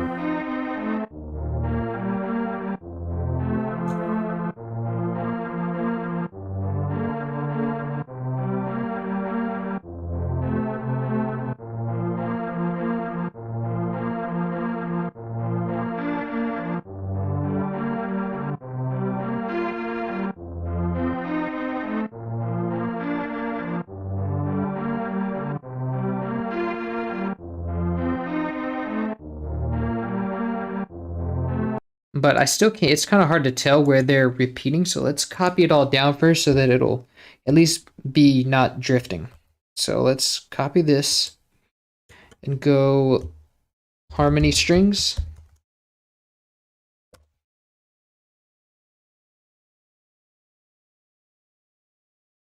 And let's put this in the harmony strings bus, or the harmony strings channel.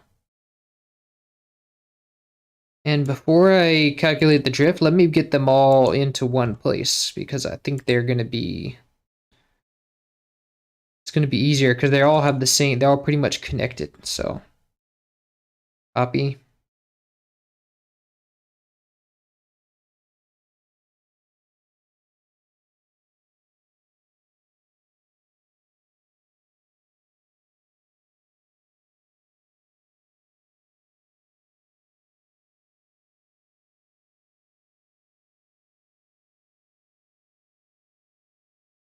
Okay, so we have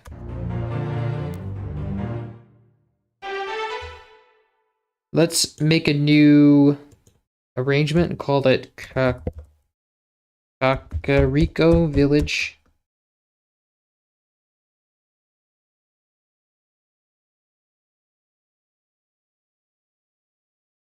Let's place this here for the tempo automation, and then oh, I forgot to mute out the MIDI channels. Hold on.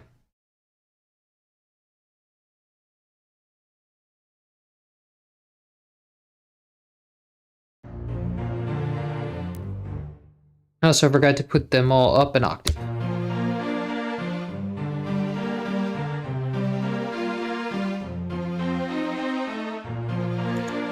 Now we can calculate the drift. So let me select Control A to select all, and let me see what kind of drift this thing has.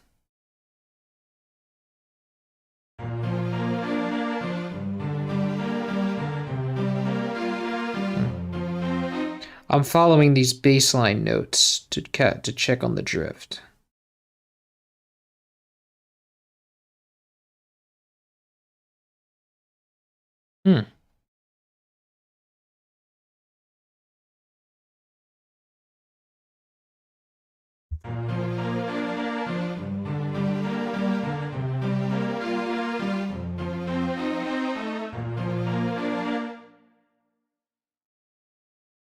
Okay, well, oh. No wonder I'm having trouble.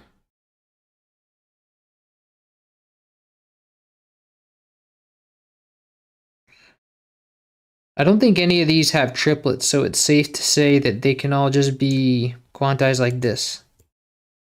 Wait, no. Because the drift kind of there's a lot of drift. Let me select all and then go like this. And that should take care of it for the most part. Then I can do Shift Q.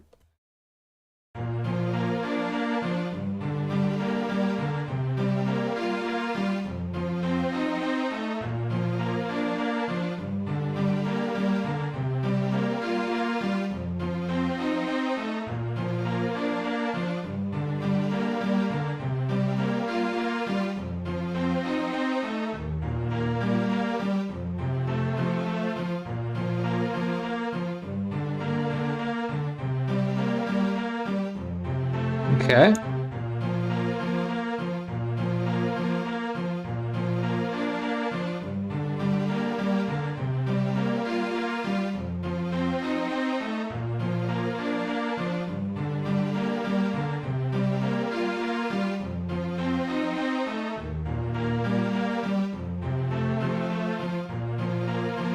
And I think these might be in actually 3/4. So let me, because it's like 1, 2, 3, 4, 5, 6. 1, 2, 3, 4, 5, 6.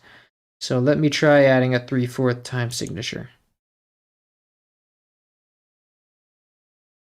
Yeah, that works.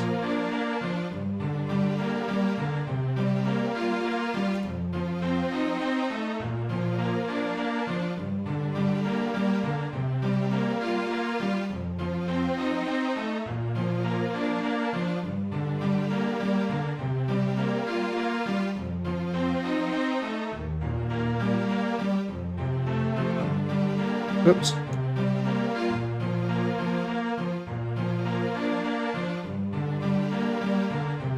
So that sounds pretty right. Let me check on that. On the envelopes in particular, I want to make sure.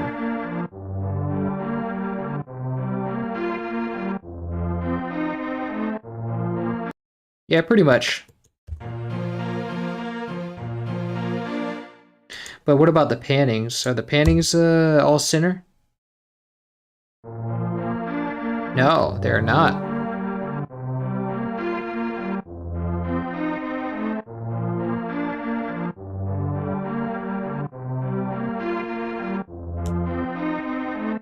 So I think what we have to do now is bring it into like the main contact channel and go, let's see.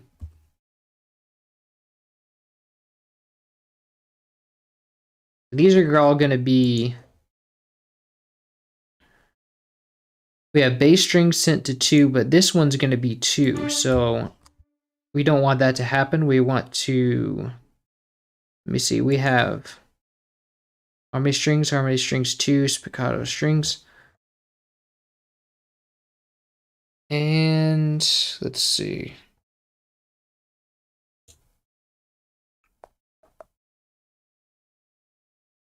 I think what I'm going to have to do is make a third harmony strings because these are going to be spiccato and that's not going to be good for us. But we can possibly, oh, well, we do have a harmony strings 3 actually. So let's use this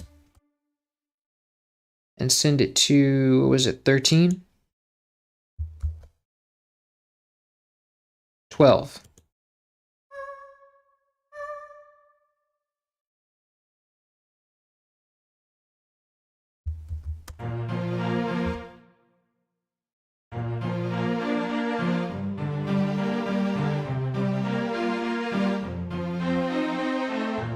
And now they're a little more clear actually because they're not like all when I had them in one channel, they would all sound like they were fighting for something, you know.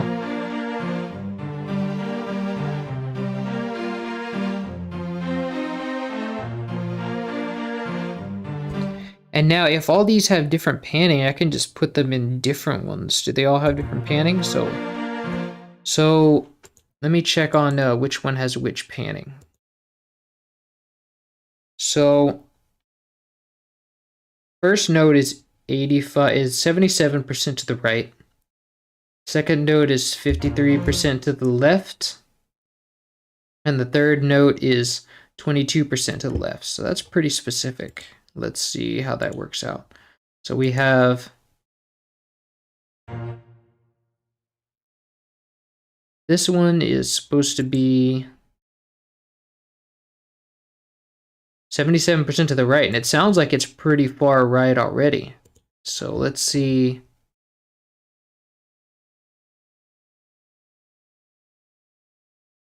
Harmony strings 3 is, ooh, is that 77? It's 61. That's good enough. That's close enough. We don't need to make a big deal of that. Now the second one, what happened? Why did it do that? It just minimized on me for no reason. This one is going to be channel 3. And this one is 39% to the right. And it needs to be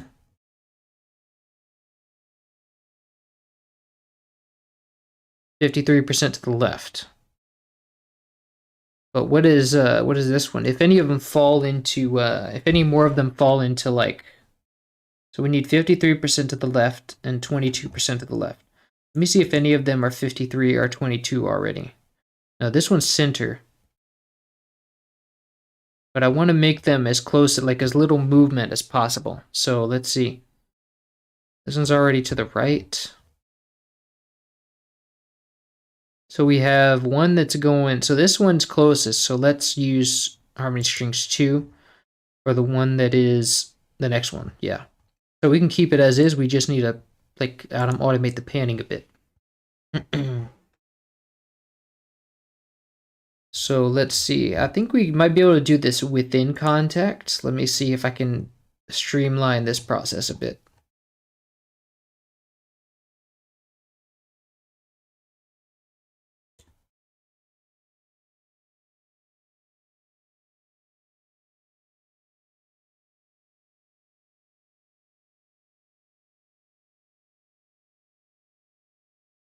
I don't think so. Let's see. Let me just let me just do it with the MIDI out then.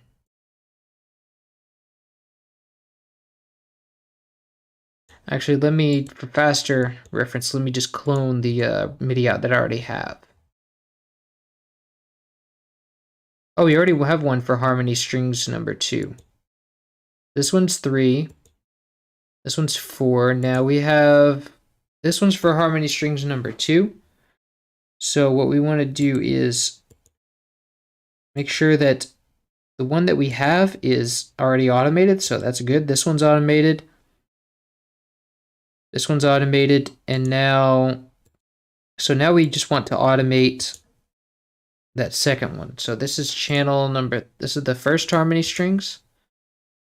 This is channel number 3. And now we have pointing to channel number 3. No, this one is not the right one.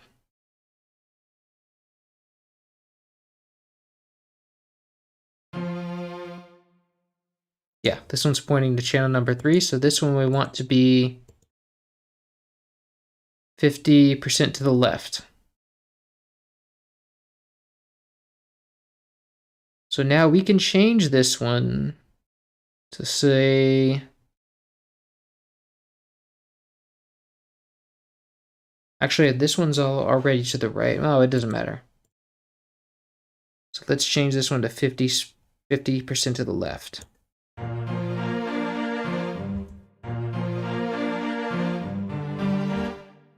And the next one we want 22% to the left. So let's make this one 22, 23 is fine.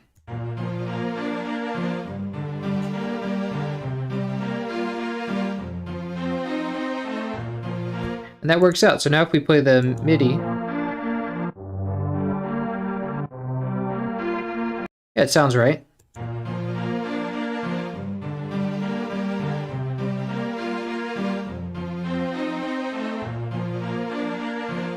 Now let's see if there's any repetition we want to get rid of, because this is a long line.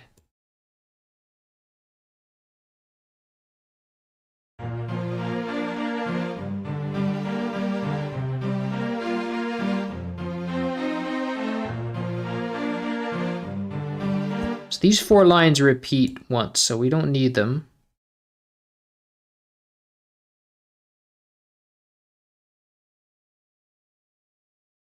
This repeats once, I think.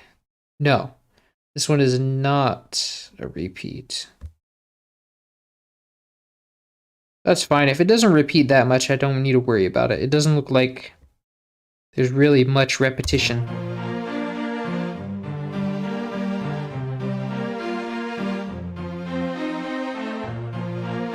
No, I don't need to worry about that. So let me put this here, and then we'll put the lead up above it.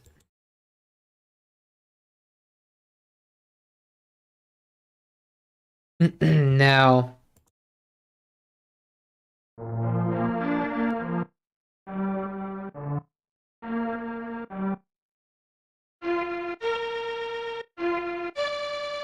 this is going to go in the lead channel.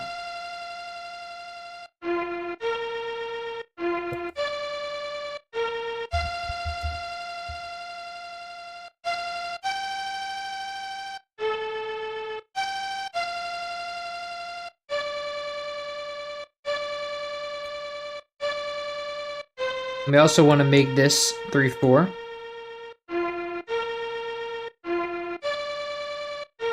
Want to correct any drift.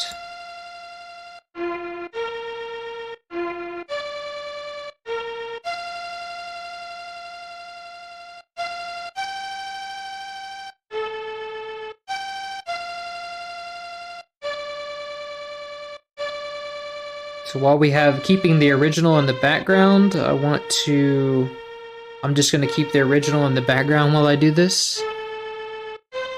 And it looks like there's not a lot of sharp articulation, so we can just honestly just quantize like that. Well, actually, no, that's good.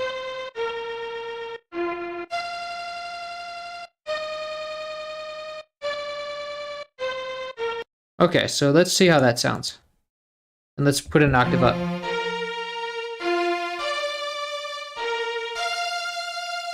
But is that too sharp? Because I know the this is from one of those ones that had a really sharp articulation.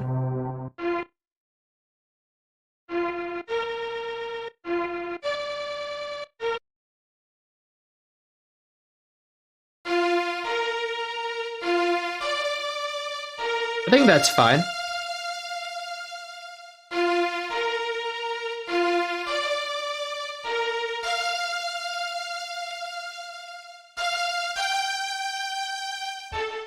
Maybe we can take down the velocity if we need to.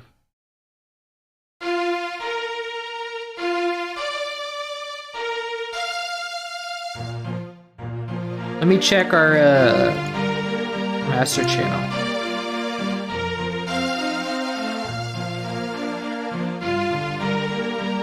Oh wait, that doesn't sound right. That's too far into it, so lead doesn't start until here.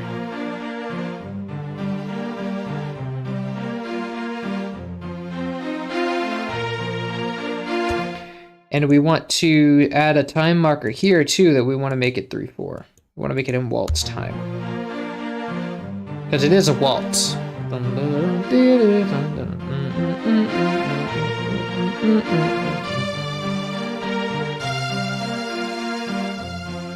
Okay, now we can move on to the bass, which is, no wait, this is like layers, isn't it? Let me see how that plays out with the thing. No, we have 2 channels that are unused. Cool, so that's a woodwinds, I think. That's like a flute.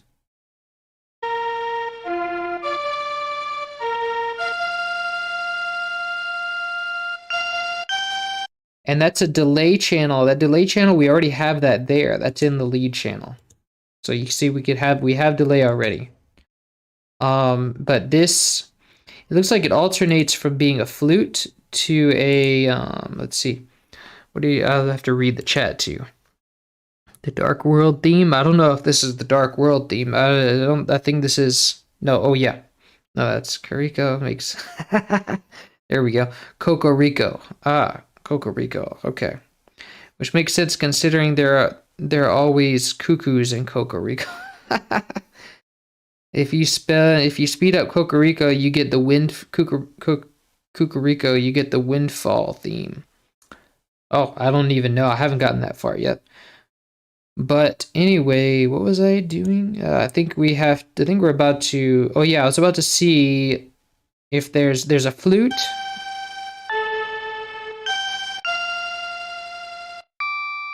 There's that glockenspiel.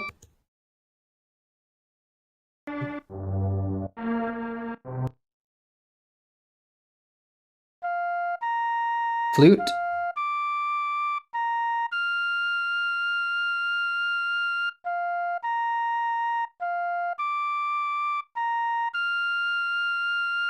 And I have a flute in here already. So this is the flute part.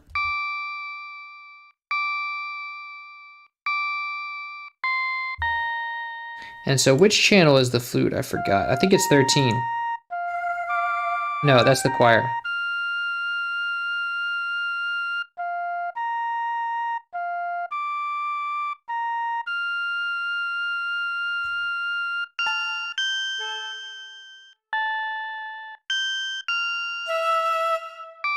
Channel 8.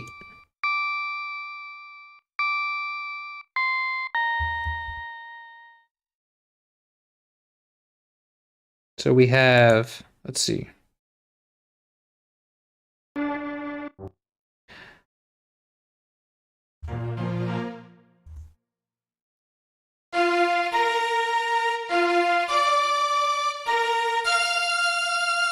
There we go.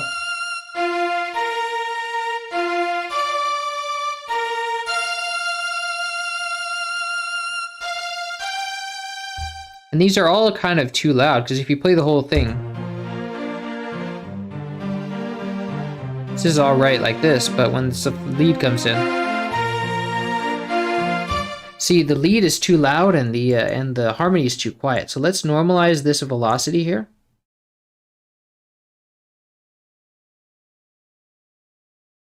Alt X to, and then it's already going to automatically bring it down to normal, looks like. And the harmony strings could be a little louder.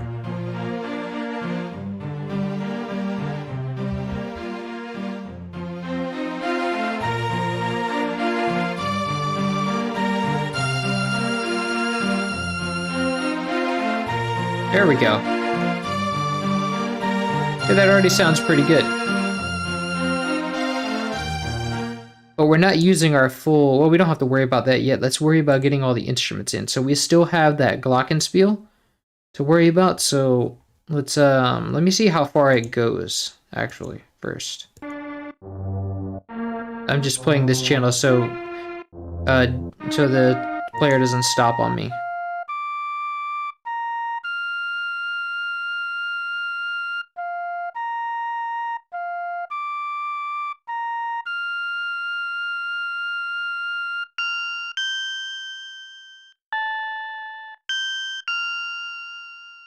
That's this.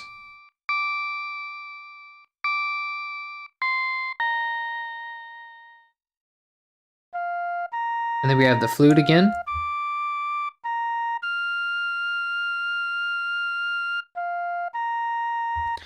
Now I want to add this glockenspiel in.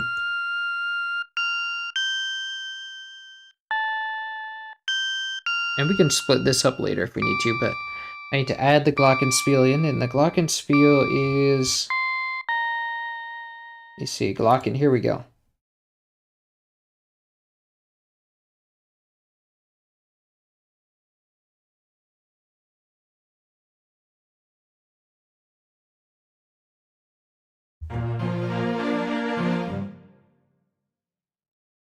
So now I can quantize this to like this pretty, should be able to just quantize to this.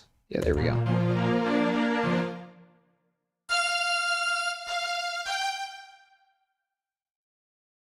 But I don't hear anything coming from this channel because, oh, glocken, there we go.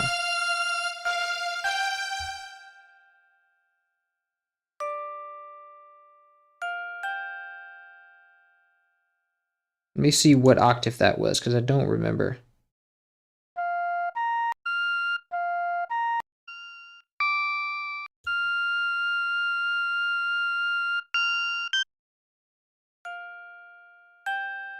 I think it might be an octave up. Yeah.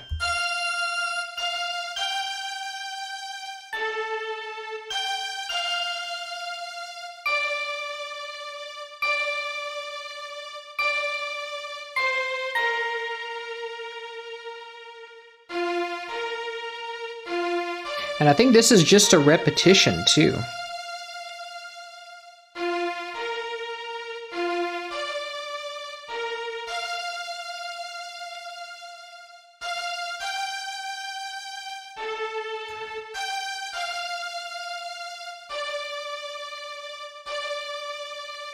So if I just cut this, because I'm too lazy to like copy it again. I don't want to copy that line again.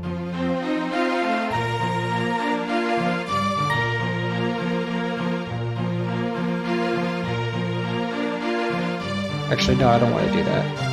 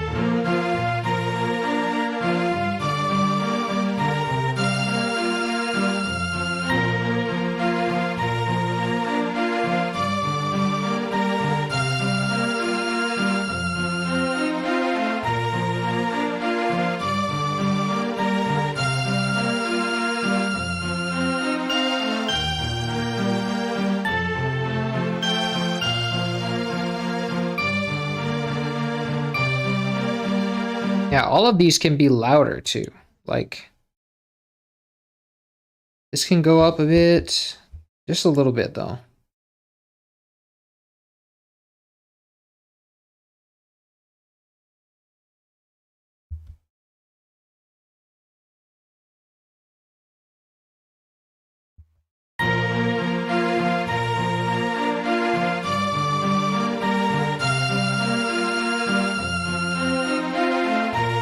There we go.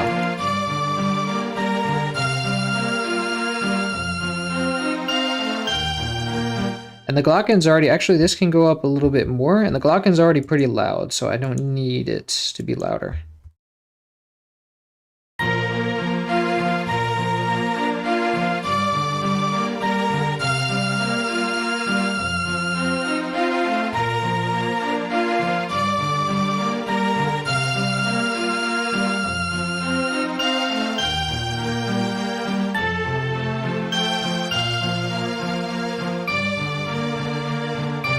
Oh, is Windfall, it's whatever you were talking about, is that Wind Waker's, not A Link to the Past? No, I have not been planning to restore Wind Waker. I don't even know what platform that game is on. Is that like GameCube? I don't remember.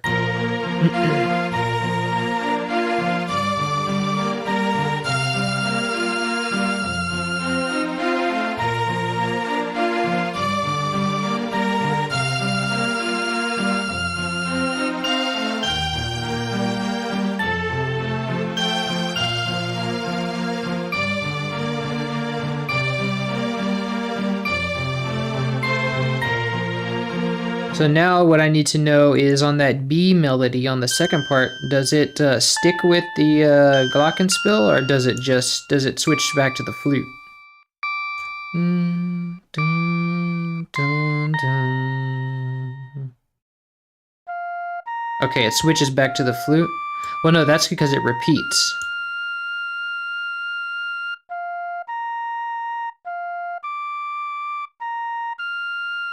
And then let's fast forward here.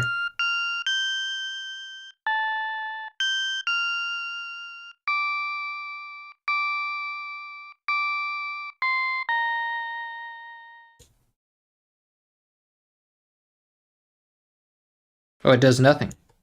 Okay. There's nothing there? Or did it just stop on me? Yes, it did stop. What is, what's... Oh, nothing happens there. That's right. It's, so it's just nothing after that. So let's just call this lead since it's not all strings anymore.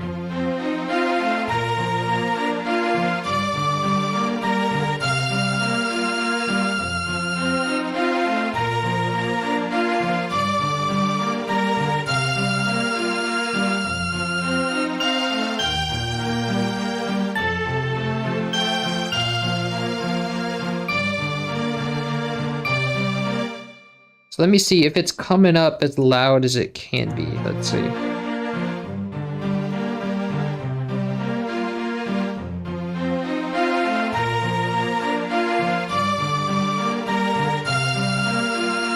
Certainly on that flute section it is. Okay. Yeah, that's good levels.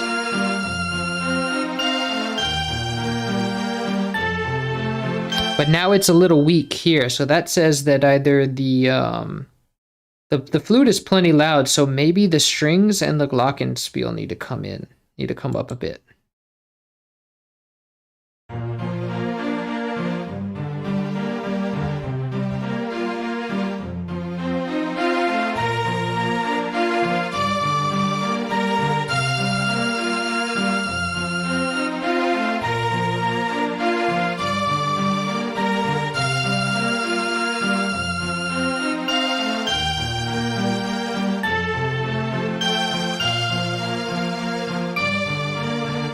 Yeah, I don't think so. I think that's just like not as loud of a point in the song.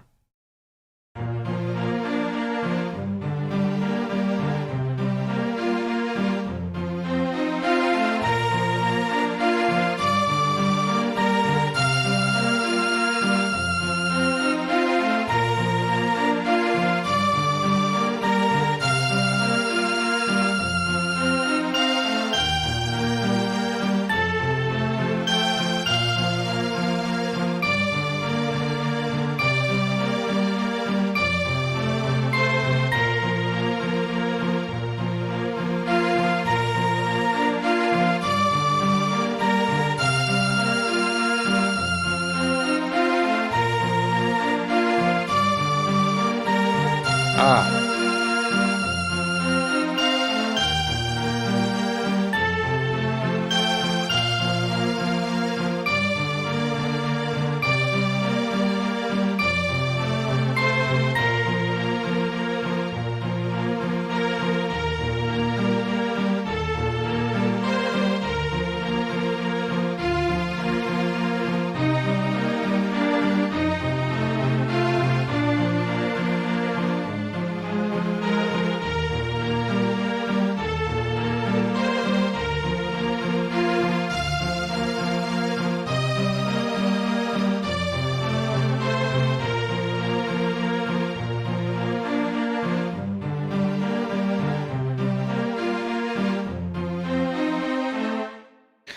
So now the loop point here is like, it just starts over with this. So it starts over.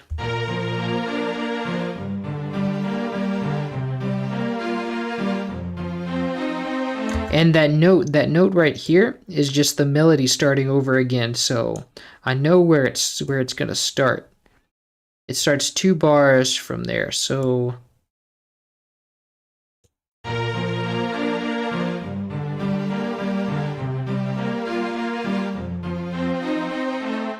yeah, so this is kind of where it starts over. So this is gonna loop here.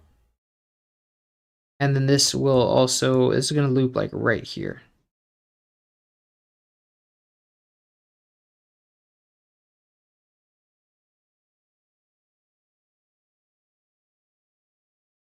No, wait. Alright, here we go.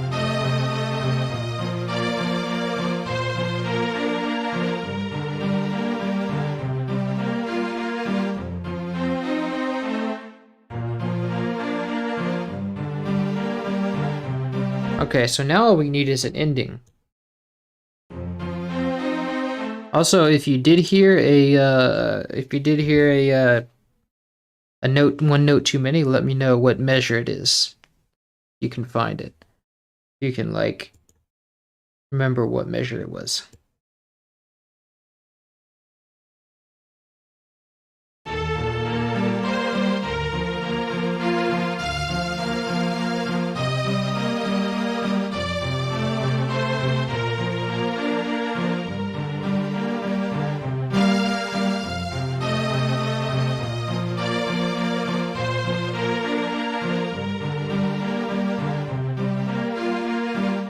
I want to do an ending where it's like, it does this, it's like,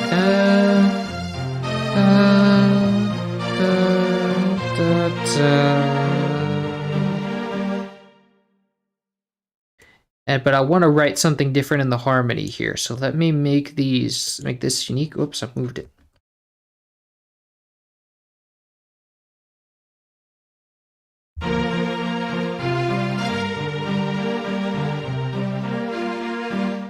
So this one right. So I want to just kind of, let's see, cut this and then do.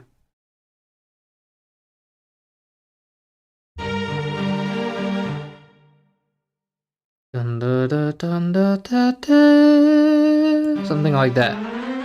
So let's go, continuing the chord, you go dun, da, da, da, da, da, da.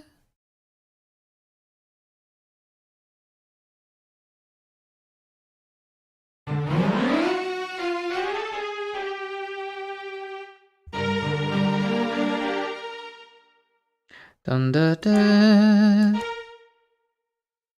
And then we'll do another one of these.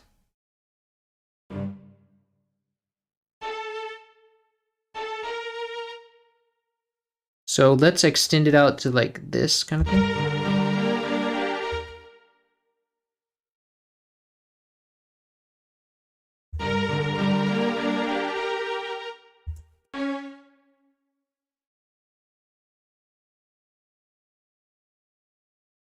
Let's try extending all the notes out, see how well that works.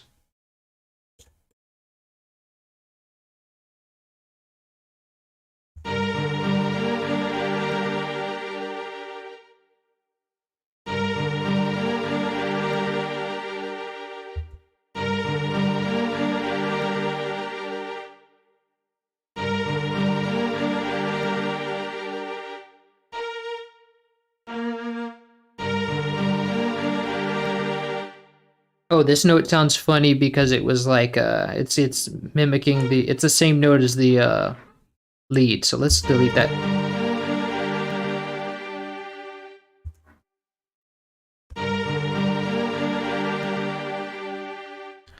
But maybe we can do something different here. Maybe we can do like a... No, that sounds too dissonant.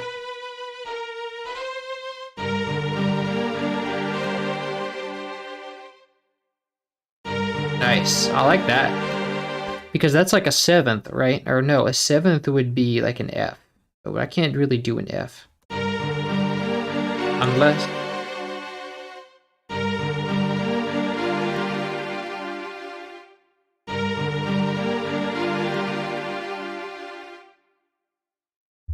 That sounds pretty good. I think it might have sounded better when I went for the first one, like when it went... When I went to the C.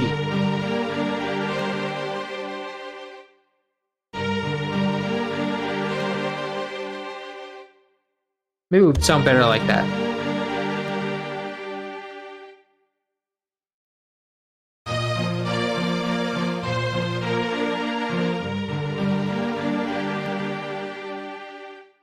I think it really needs that kind of lower note.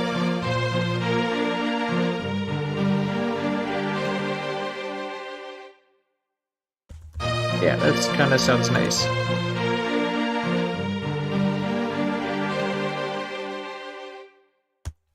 I like that. That's nice, sweet.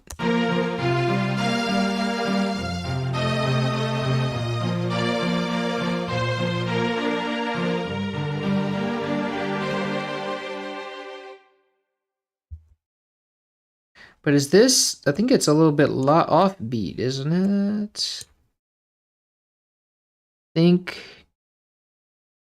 Wait a minute.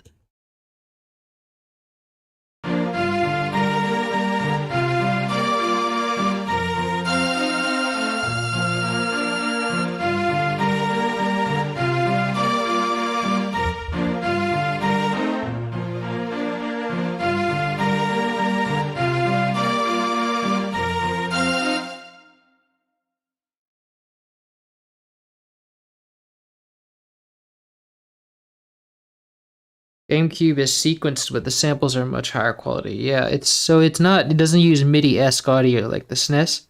I don't know what that means because every time you have you mean it's like linear, like it's like they actually like made it outside of the it's just a linear audio, right?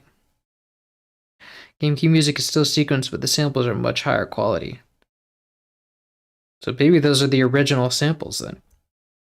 Maybe they use the original samples and it sounds like this. I was thinking, why didn't this have a slow tempo moment? Then I forgot the SNES version didn't. It was the Ocarina's version of the time where the tempo did slow down before the lead came in.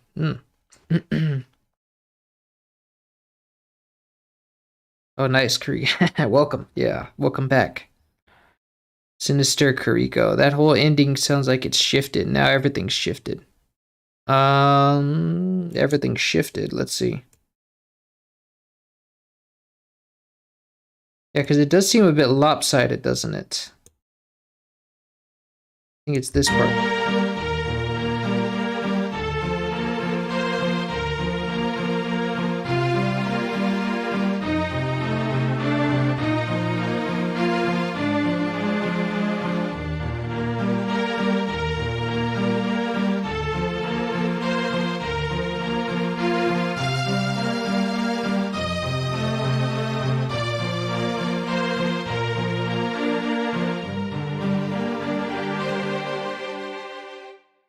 Yeah, because this should be... So this one's right.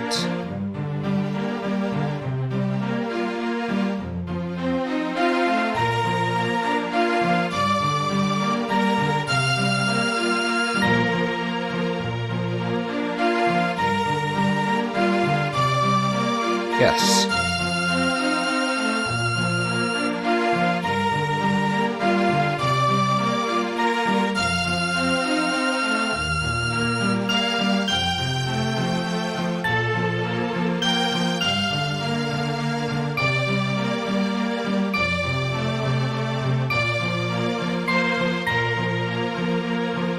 Is that right? Is it off a bar? It is off a bar, I think.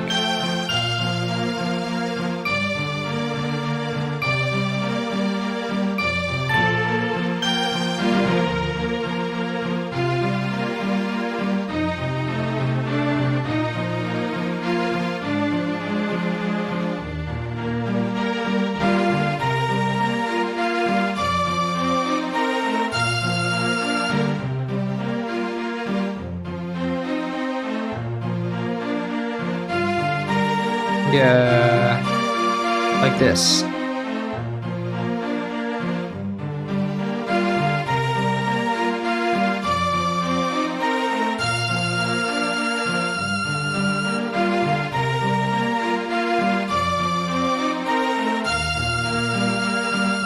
Wait a minute. I think because I'm using this one twice, I need to loop it twice. Like this, I need that this part again.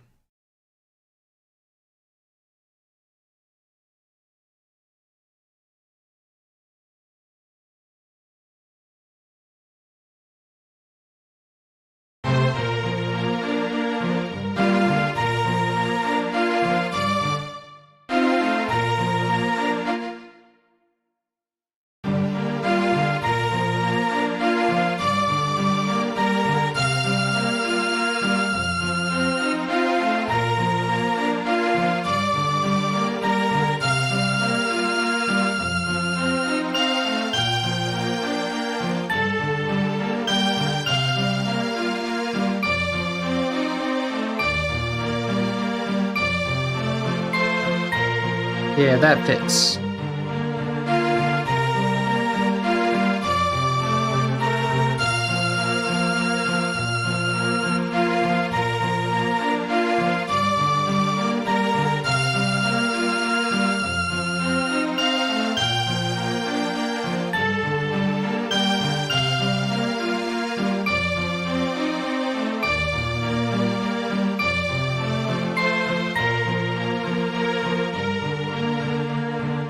Whoops.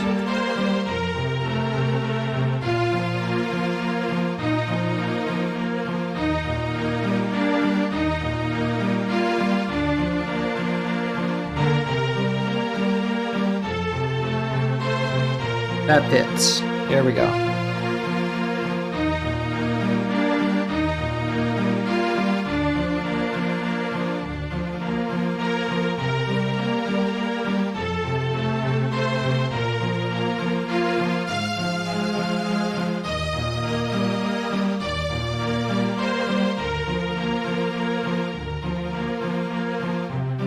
Okay, that should be right?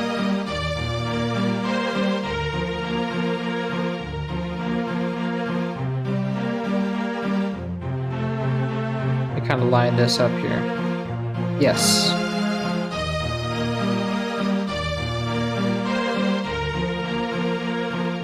So now I need to make this ending, but for this one, because...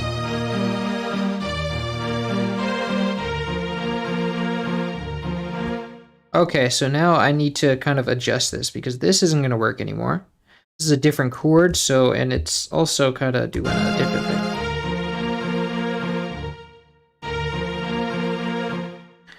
So I can have it do, like, just this again, like, do... So it's in... Hold on. It's an A sharp major chord, and so I can do I can just straight arpeggios.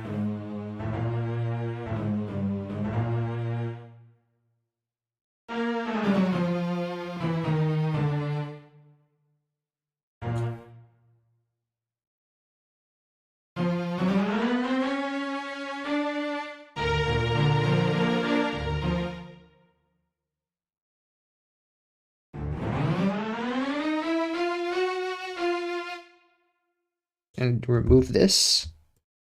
So then we can do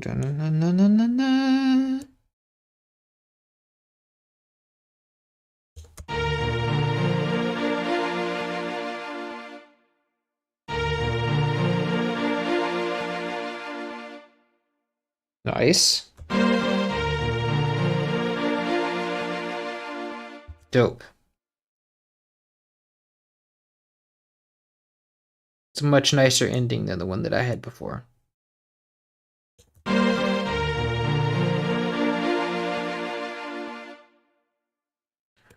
And I think we can actually, because these strings naturally decay. So, like, well, not naturally, I have an envelope on them, but the envelope I have on them will decay them enough. Ah, there we go. And I only had to extend just a little bit more.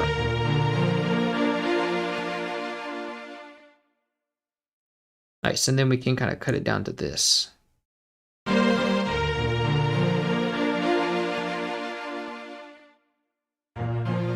Dope. Let's see, what do y'all think of that? Is that a good ending?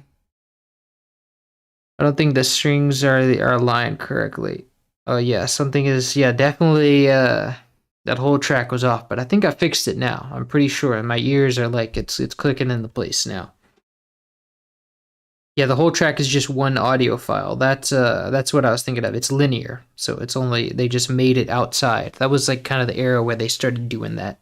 They made it outside the game and then they just put it into the game as one linear thing. They didn't have that much space restraint that they had to do that anymore. You immediately just flinch whenever something isn't right. That's good. That's what I need because I haven't heard these songs for like during my childhood. So that is why we do these streams. So if everything sounds good now, let's see. I'm going to play it a little bit just so you guys can get another feel for it.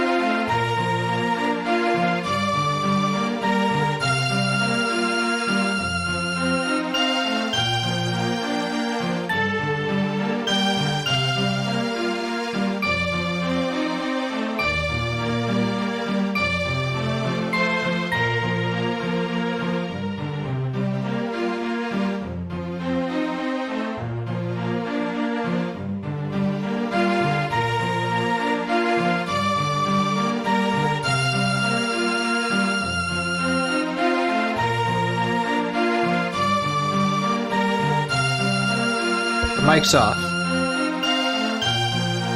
Alright. But I think I pretty much... I forgot I muted the mic to let y'all listen to the whole thing, but it definitely looks like it's aligned now because I'm looking at the MIDI. And it's just, I think the loop point was wrong. So now we've had it cut. At first we had it kind of cutting off before a loop. Now it's like doing the full thing. So this should be... No, wait. It's still off a little bit because this, it does...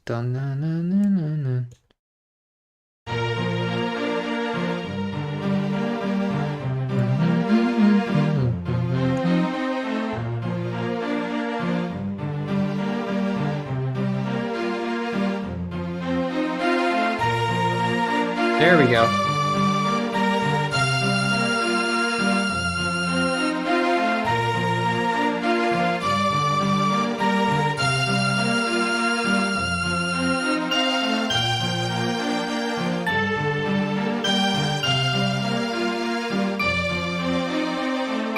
But it looks like this part's off right here because this is... Oh, this is a little... Yeah, this part's unique.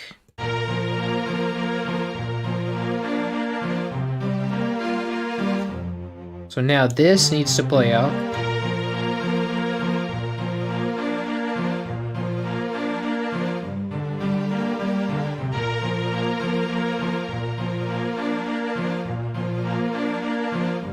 Ah, but it doesn't quite... See, this one, it continues from here. So let me go to beat. But this needs to be... Okay, this is in 3/4, but let's see.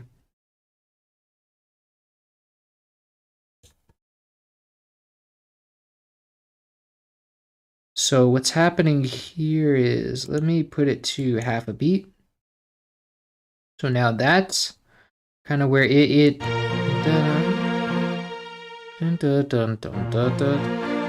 so it does this kind of thing right here.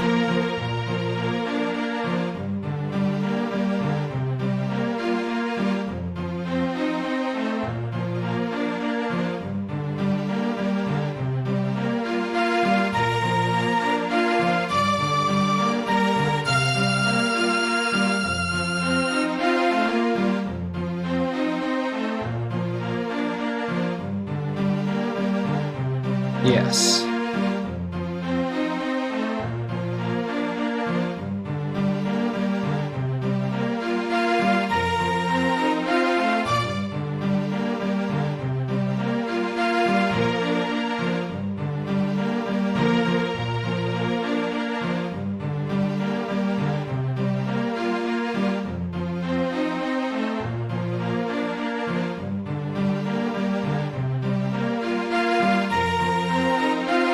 Ah, here we go.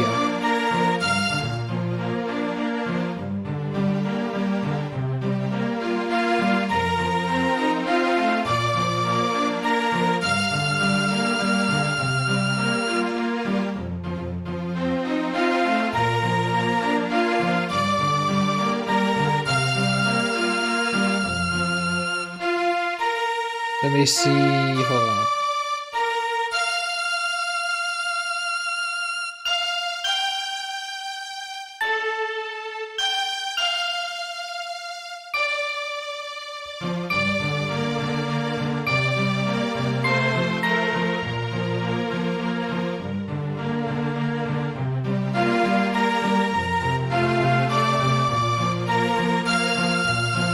Hold on. This goes right here because it lines with that here.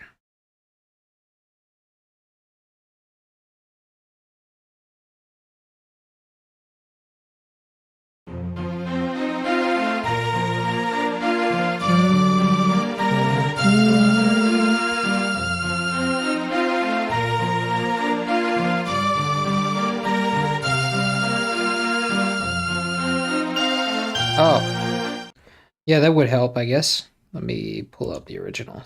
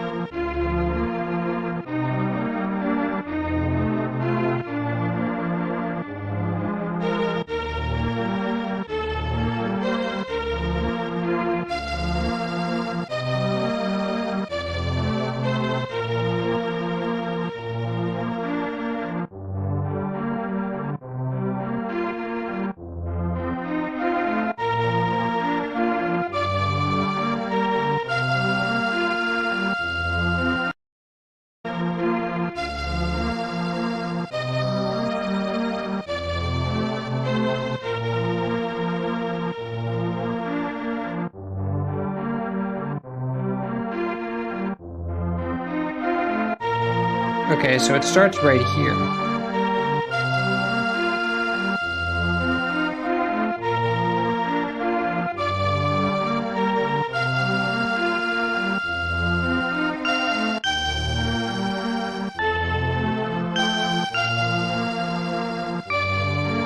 Ah.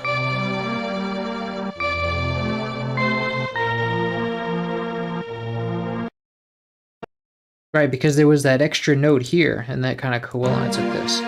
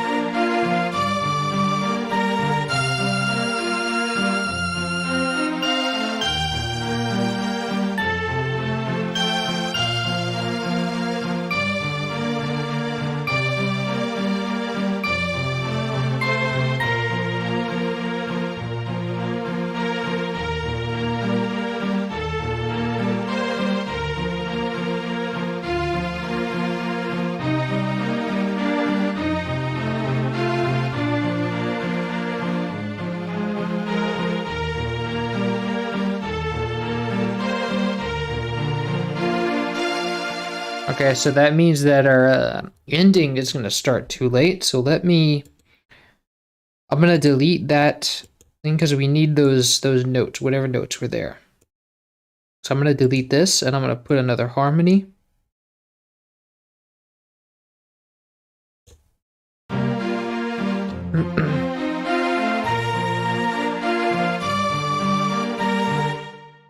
And so now we just make this unique.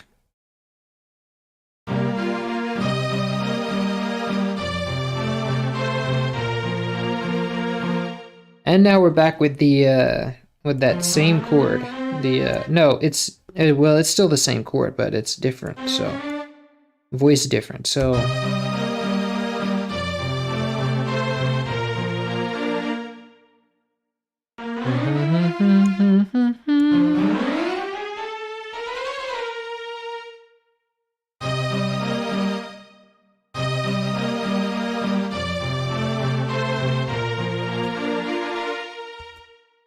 and now we can extend this flip to be like that.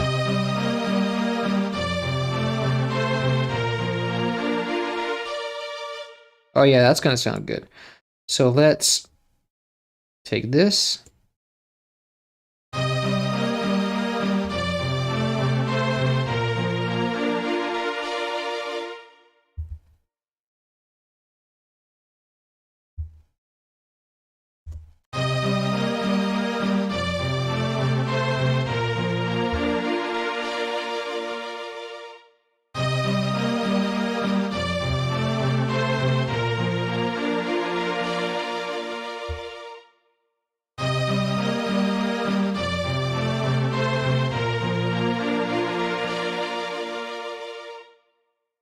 But remember, we have enough envelope where we can just extend these to infinity and the envelope will naturally fade out.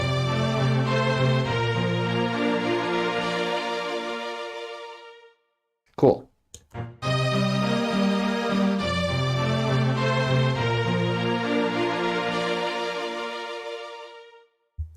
And I want to extend this, like, in the end of this lead out too.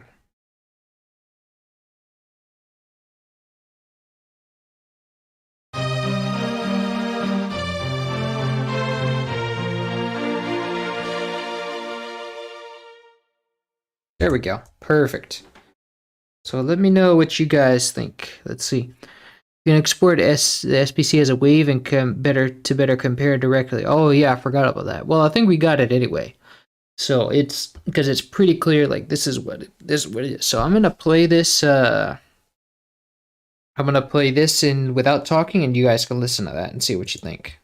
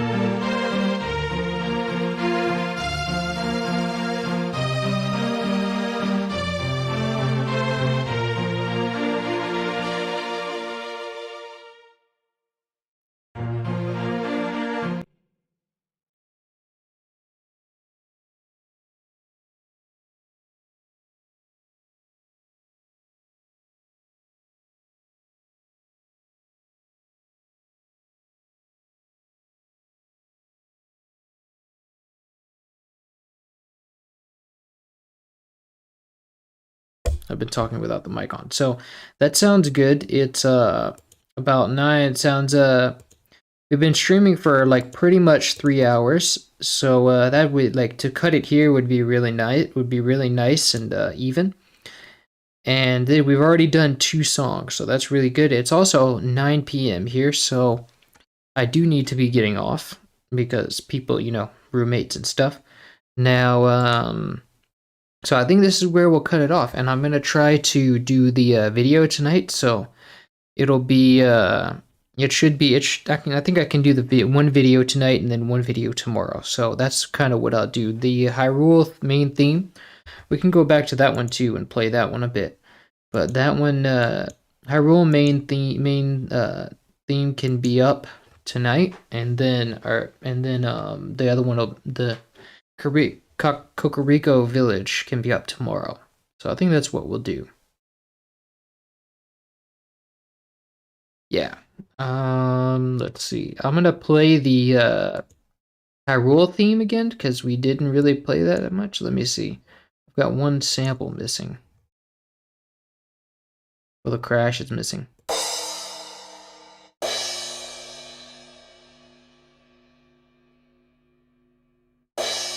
I think this one is the one that we use, right?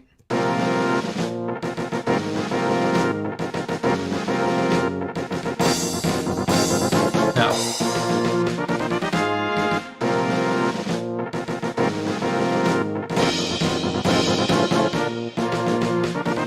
Okay, so check this one out. I'm going to mute my mic and you guys can listen to it.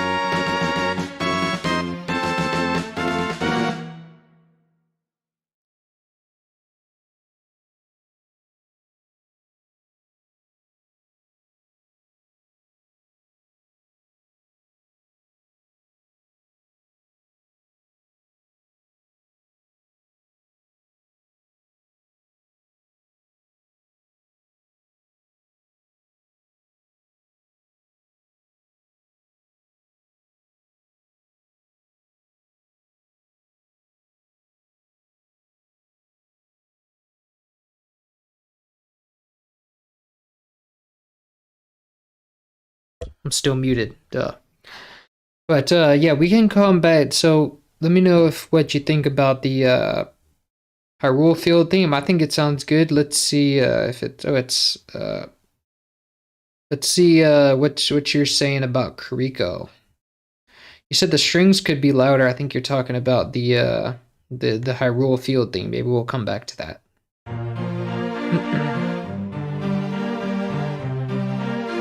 Oh yeah, the vibrato. I think the vibrato is still too wide here. So let's see what my vibrato is at. It's at 16. Let's take it down to 12, maybe.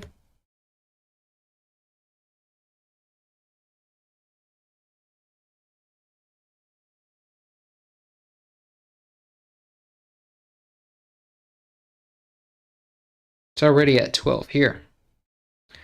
This one, and then for the harmony strings, it's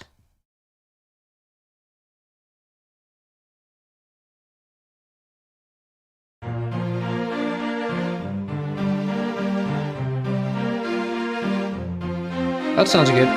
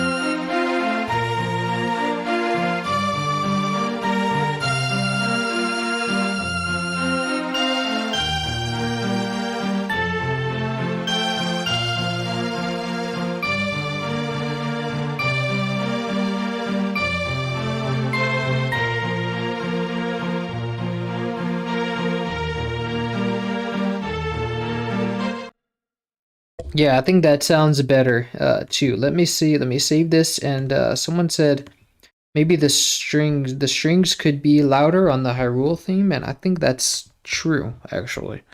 Let me listen to the SBC a bit.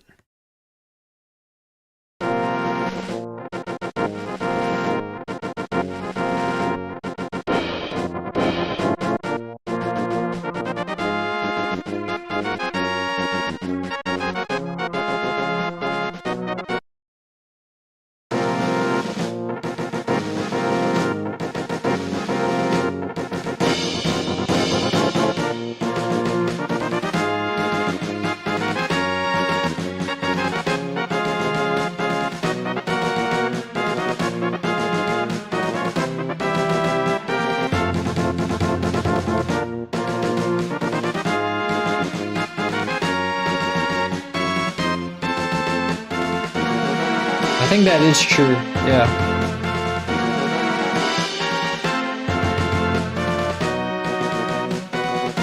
There's also too much distortion on the crash, I think. Actually, I think we might be able to mute the distortion out completely because the crash doesn't need any distortion.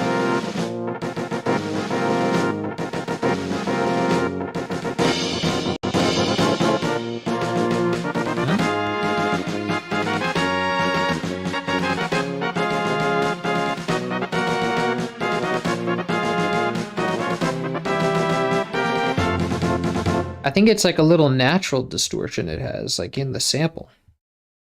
I'm not boosting anything, am I? Weird.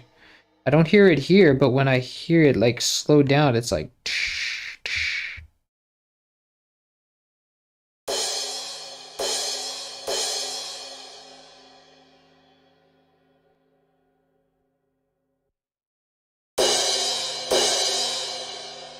yeah, it's like some distortion from like taking down the sample. I don't know.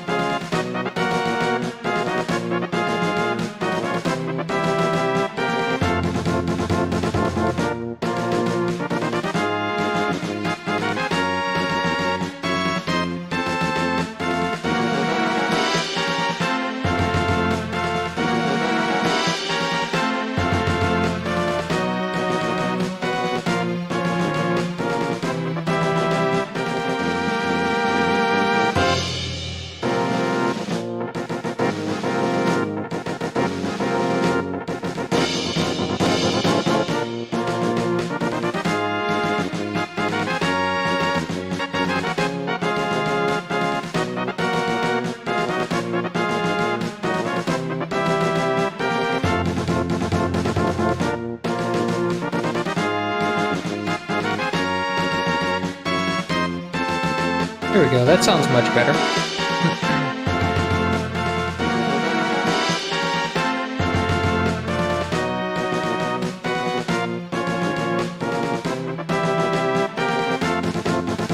The original cymbal crash had a lot less reverb. Let me see.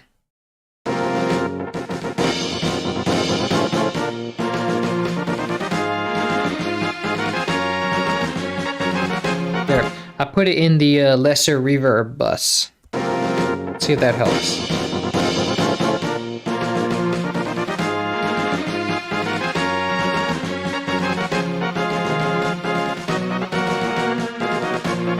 Well done, very impressive, thank you.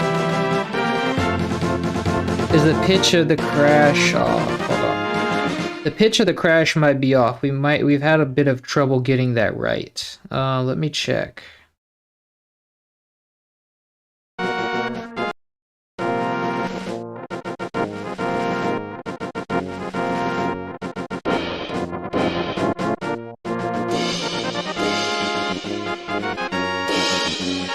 Might be this one.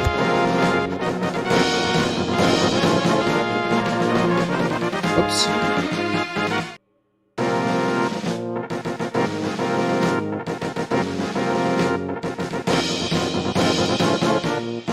Yeah, I think that works a lot better, actually, that E note. Much better.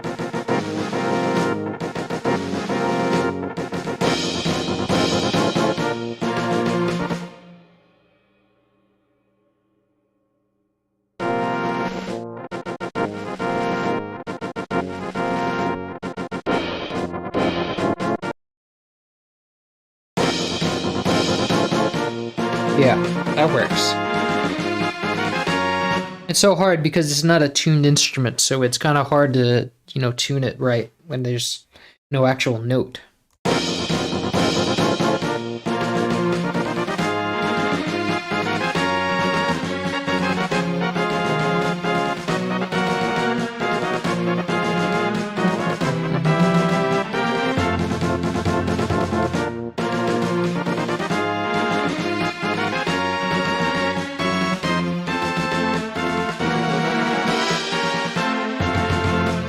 It is long compared to the SNES one, but that's because I'm using a full sample. The SNES has it shortens the note, but I wanted to keep the note be long because it kind of, it uses the full sample. So I feel like that's how a crash would sound, like it's just...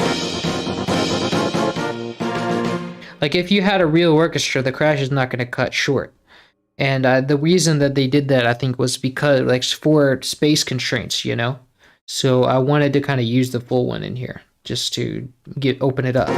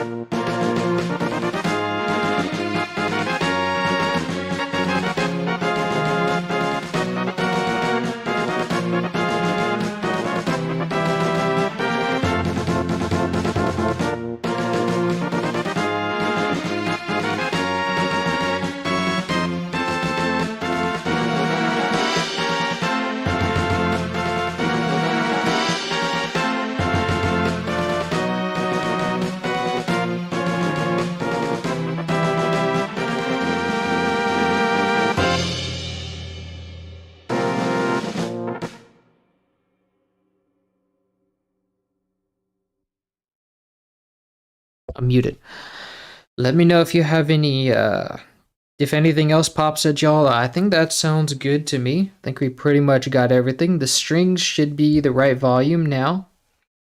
I raised them a little bit, and then the crash, I put up one note, and it seems to be working now, but that ought to be right. Let me know what y'all think. The pans on the strings seems to be too much to the left. because they were all the way, they were like 95%, but in the let me see what happens in the SBC.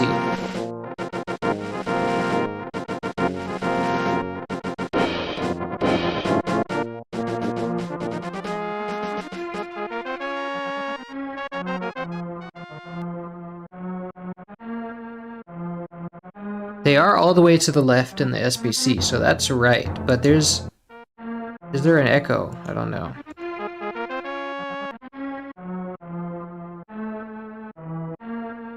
Yeah, I do have a Discord for this stuff, so I'll send you the Discord link.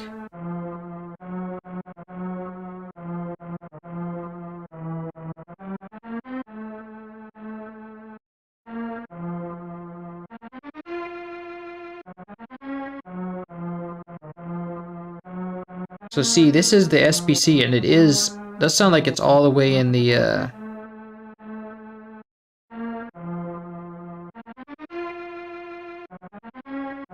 like if I take my...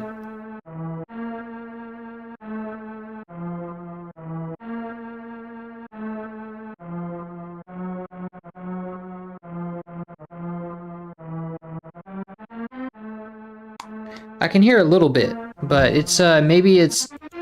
maybe I'll just, because it was like 95%, so there's like 5% in the other channel. Let me try doing that.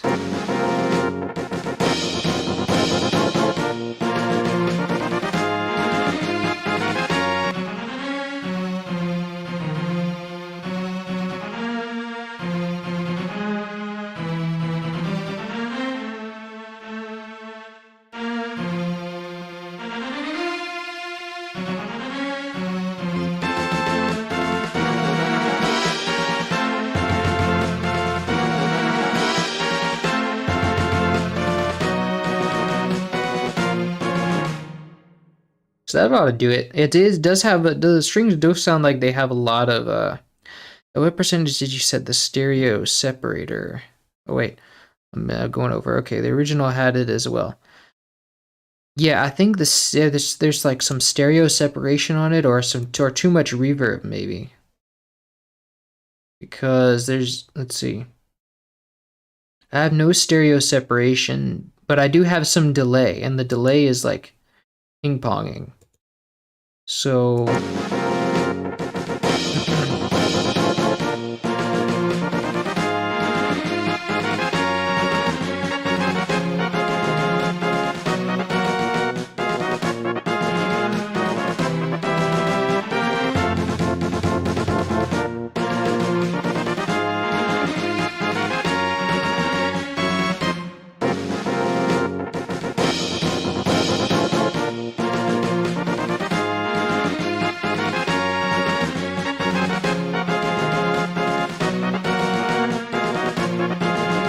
Yeah, that makes it sound a little like it's more like you can hear it. I think it was a little blurry because of the delay and because it was so quiet. So I think it's not good to have delay on something that's like that, that quiet.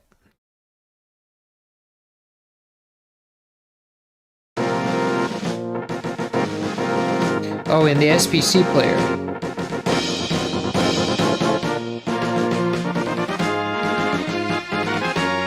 Oh, you can set stereo separation in the SPC player? I didn't even know. I have, it's like, what is that? Kuro Neko? Something like that. And I don't know how to I didn't set anything different in the SPC. So I don't know what the settings are on there. It's just the default settings. But, I don't know. I think I gave it a little bit of a... I gave it not so much to the left because it is 95%, so there's 5% that should be in the other channel. So I said that just to be safe.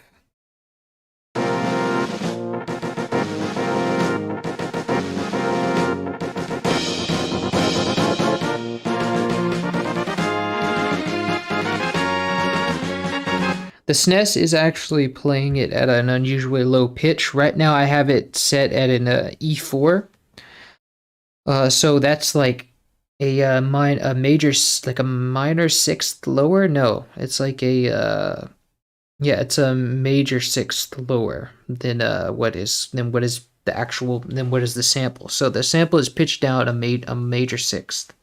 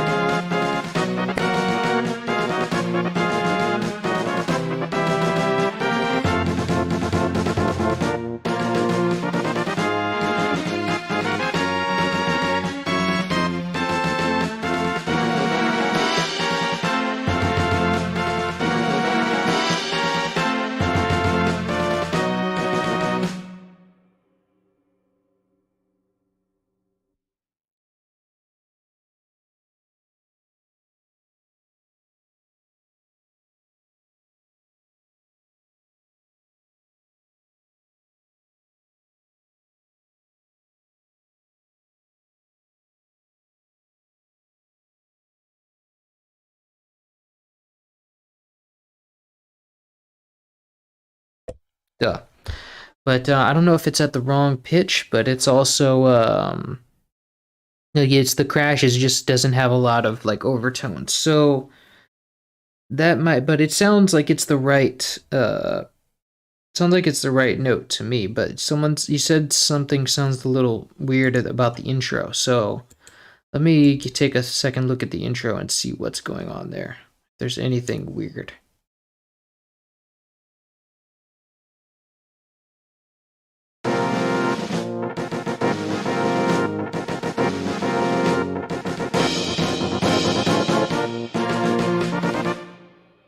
So we have the tubas going at it, and let's see.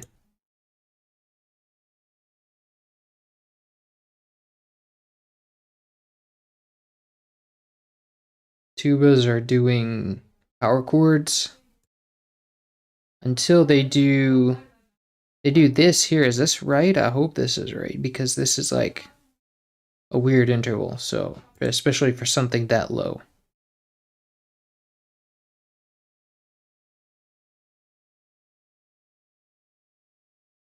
So it's doing a yeah, it is that interval. So it's doing that, and then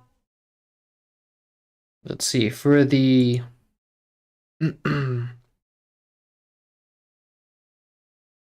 we have E sharp to F and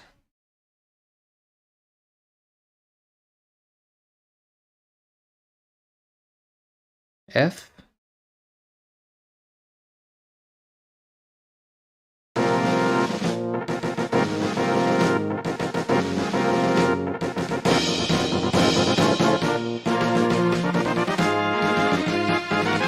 Let me listen to it in the SPC.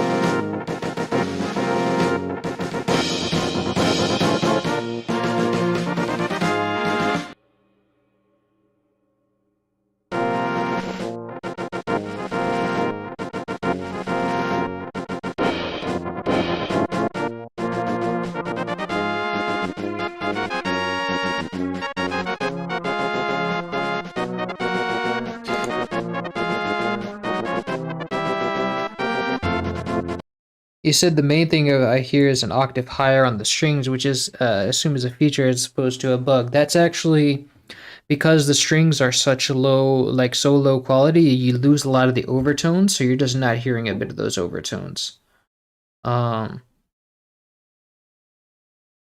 let's see. Let me do.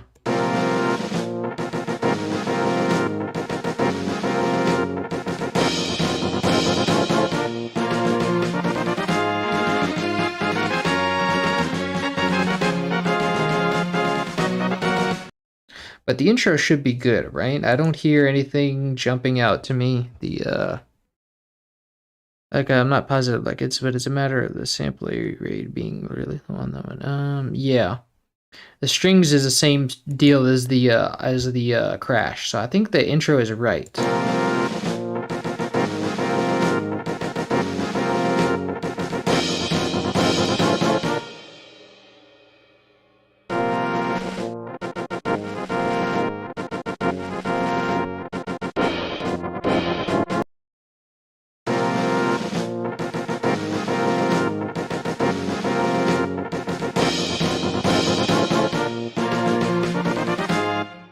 Yeah, so I think that sounds good. So if anybody has nothing out if nobody has anything else out jumping out of them, I think we should be done. So we can, yeah, I think we can call it here. This is good. Let me save this. Yeah. And I think that's where we'll call it for today, because it is 9:30 p.m. And so I really have to be I should be quiet right now. It's hard to pin down. I'm gonna sit with it. I'm gonna give it a time. I'll also give you guys the MP3. Let me export the MP3 so you can hear it on your own.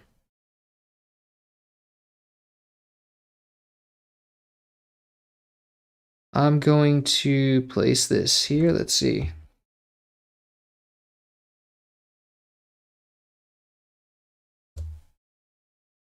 And then I'm gonna put this in the Dropbox. I'd send you guys a Dropbox link so you can hear it. And then if anyone thinks thinks something like they kind of get something jumps out of them, they can send me a message on Discord, and then I'll be like, okay, we can kind of fix that. So I'm gonna post this on Discord.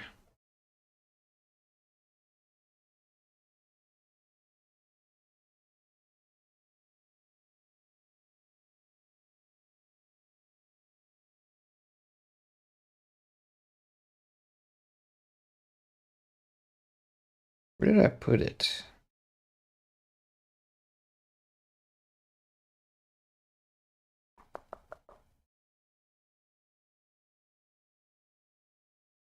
Let me see where it goes again, because I can't find it anymore. Oh, it's in that folder. Duh.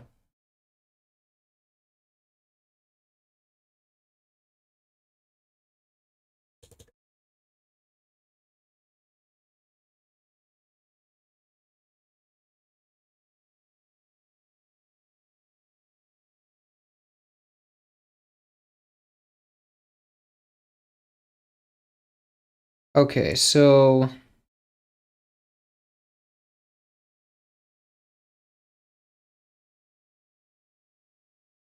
let me see. I'm gonna actually put it on I'm actually put it on Dropbox and then send it in the chat.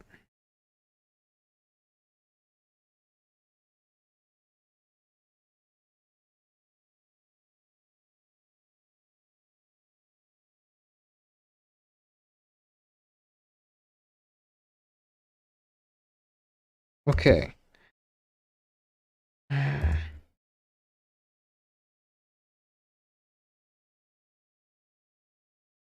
Now you guys can listen to this, and if anything jumps out at you, just comment on Discord, and then we'll see if I can fix it.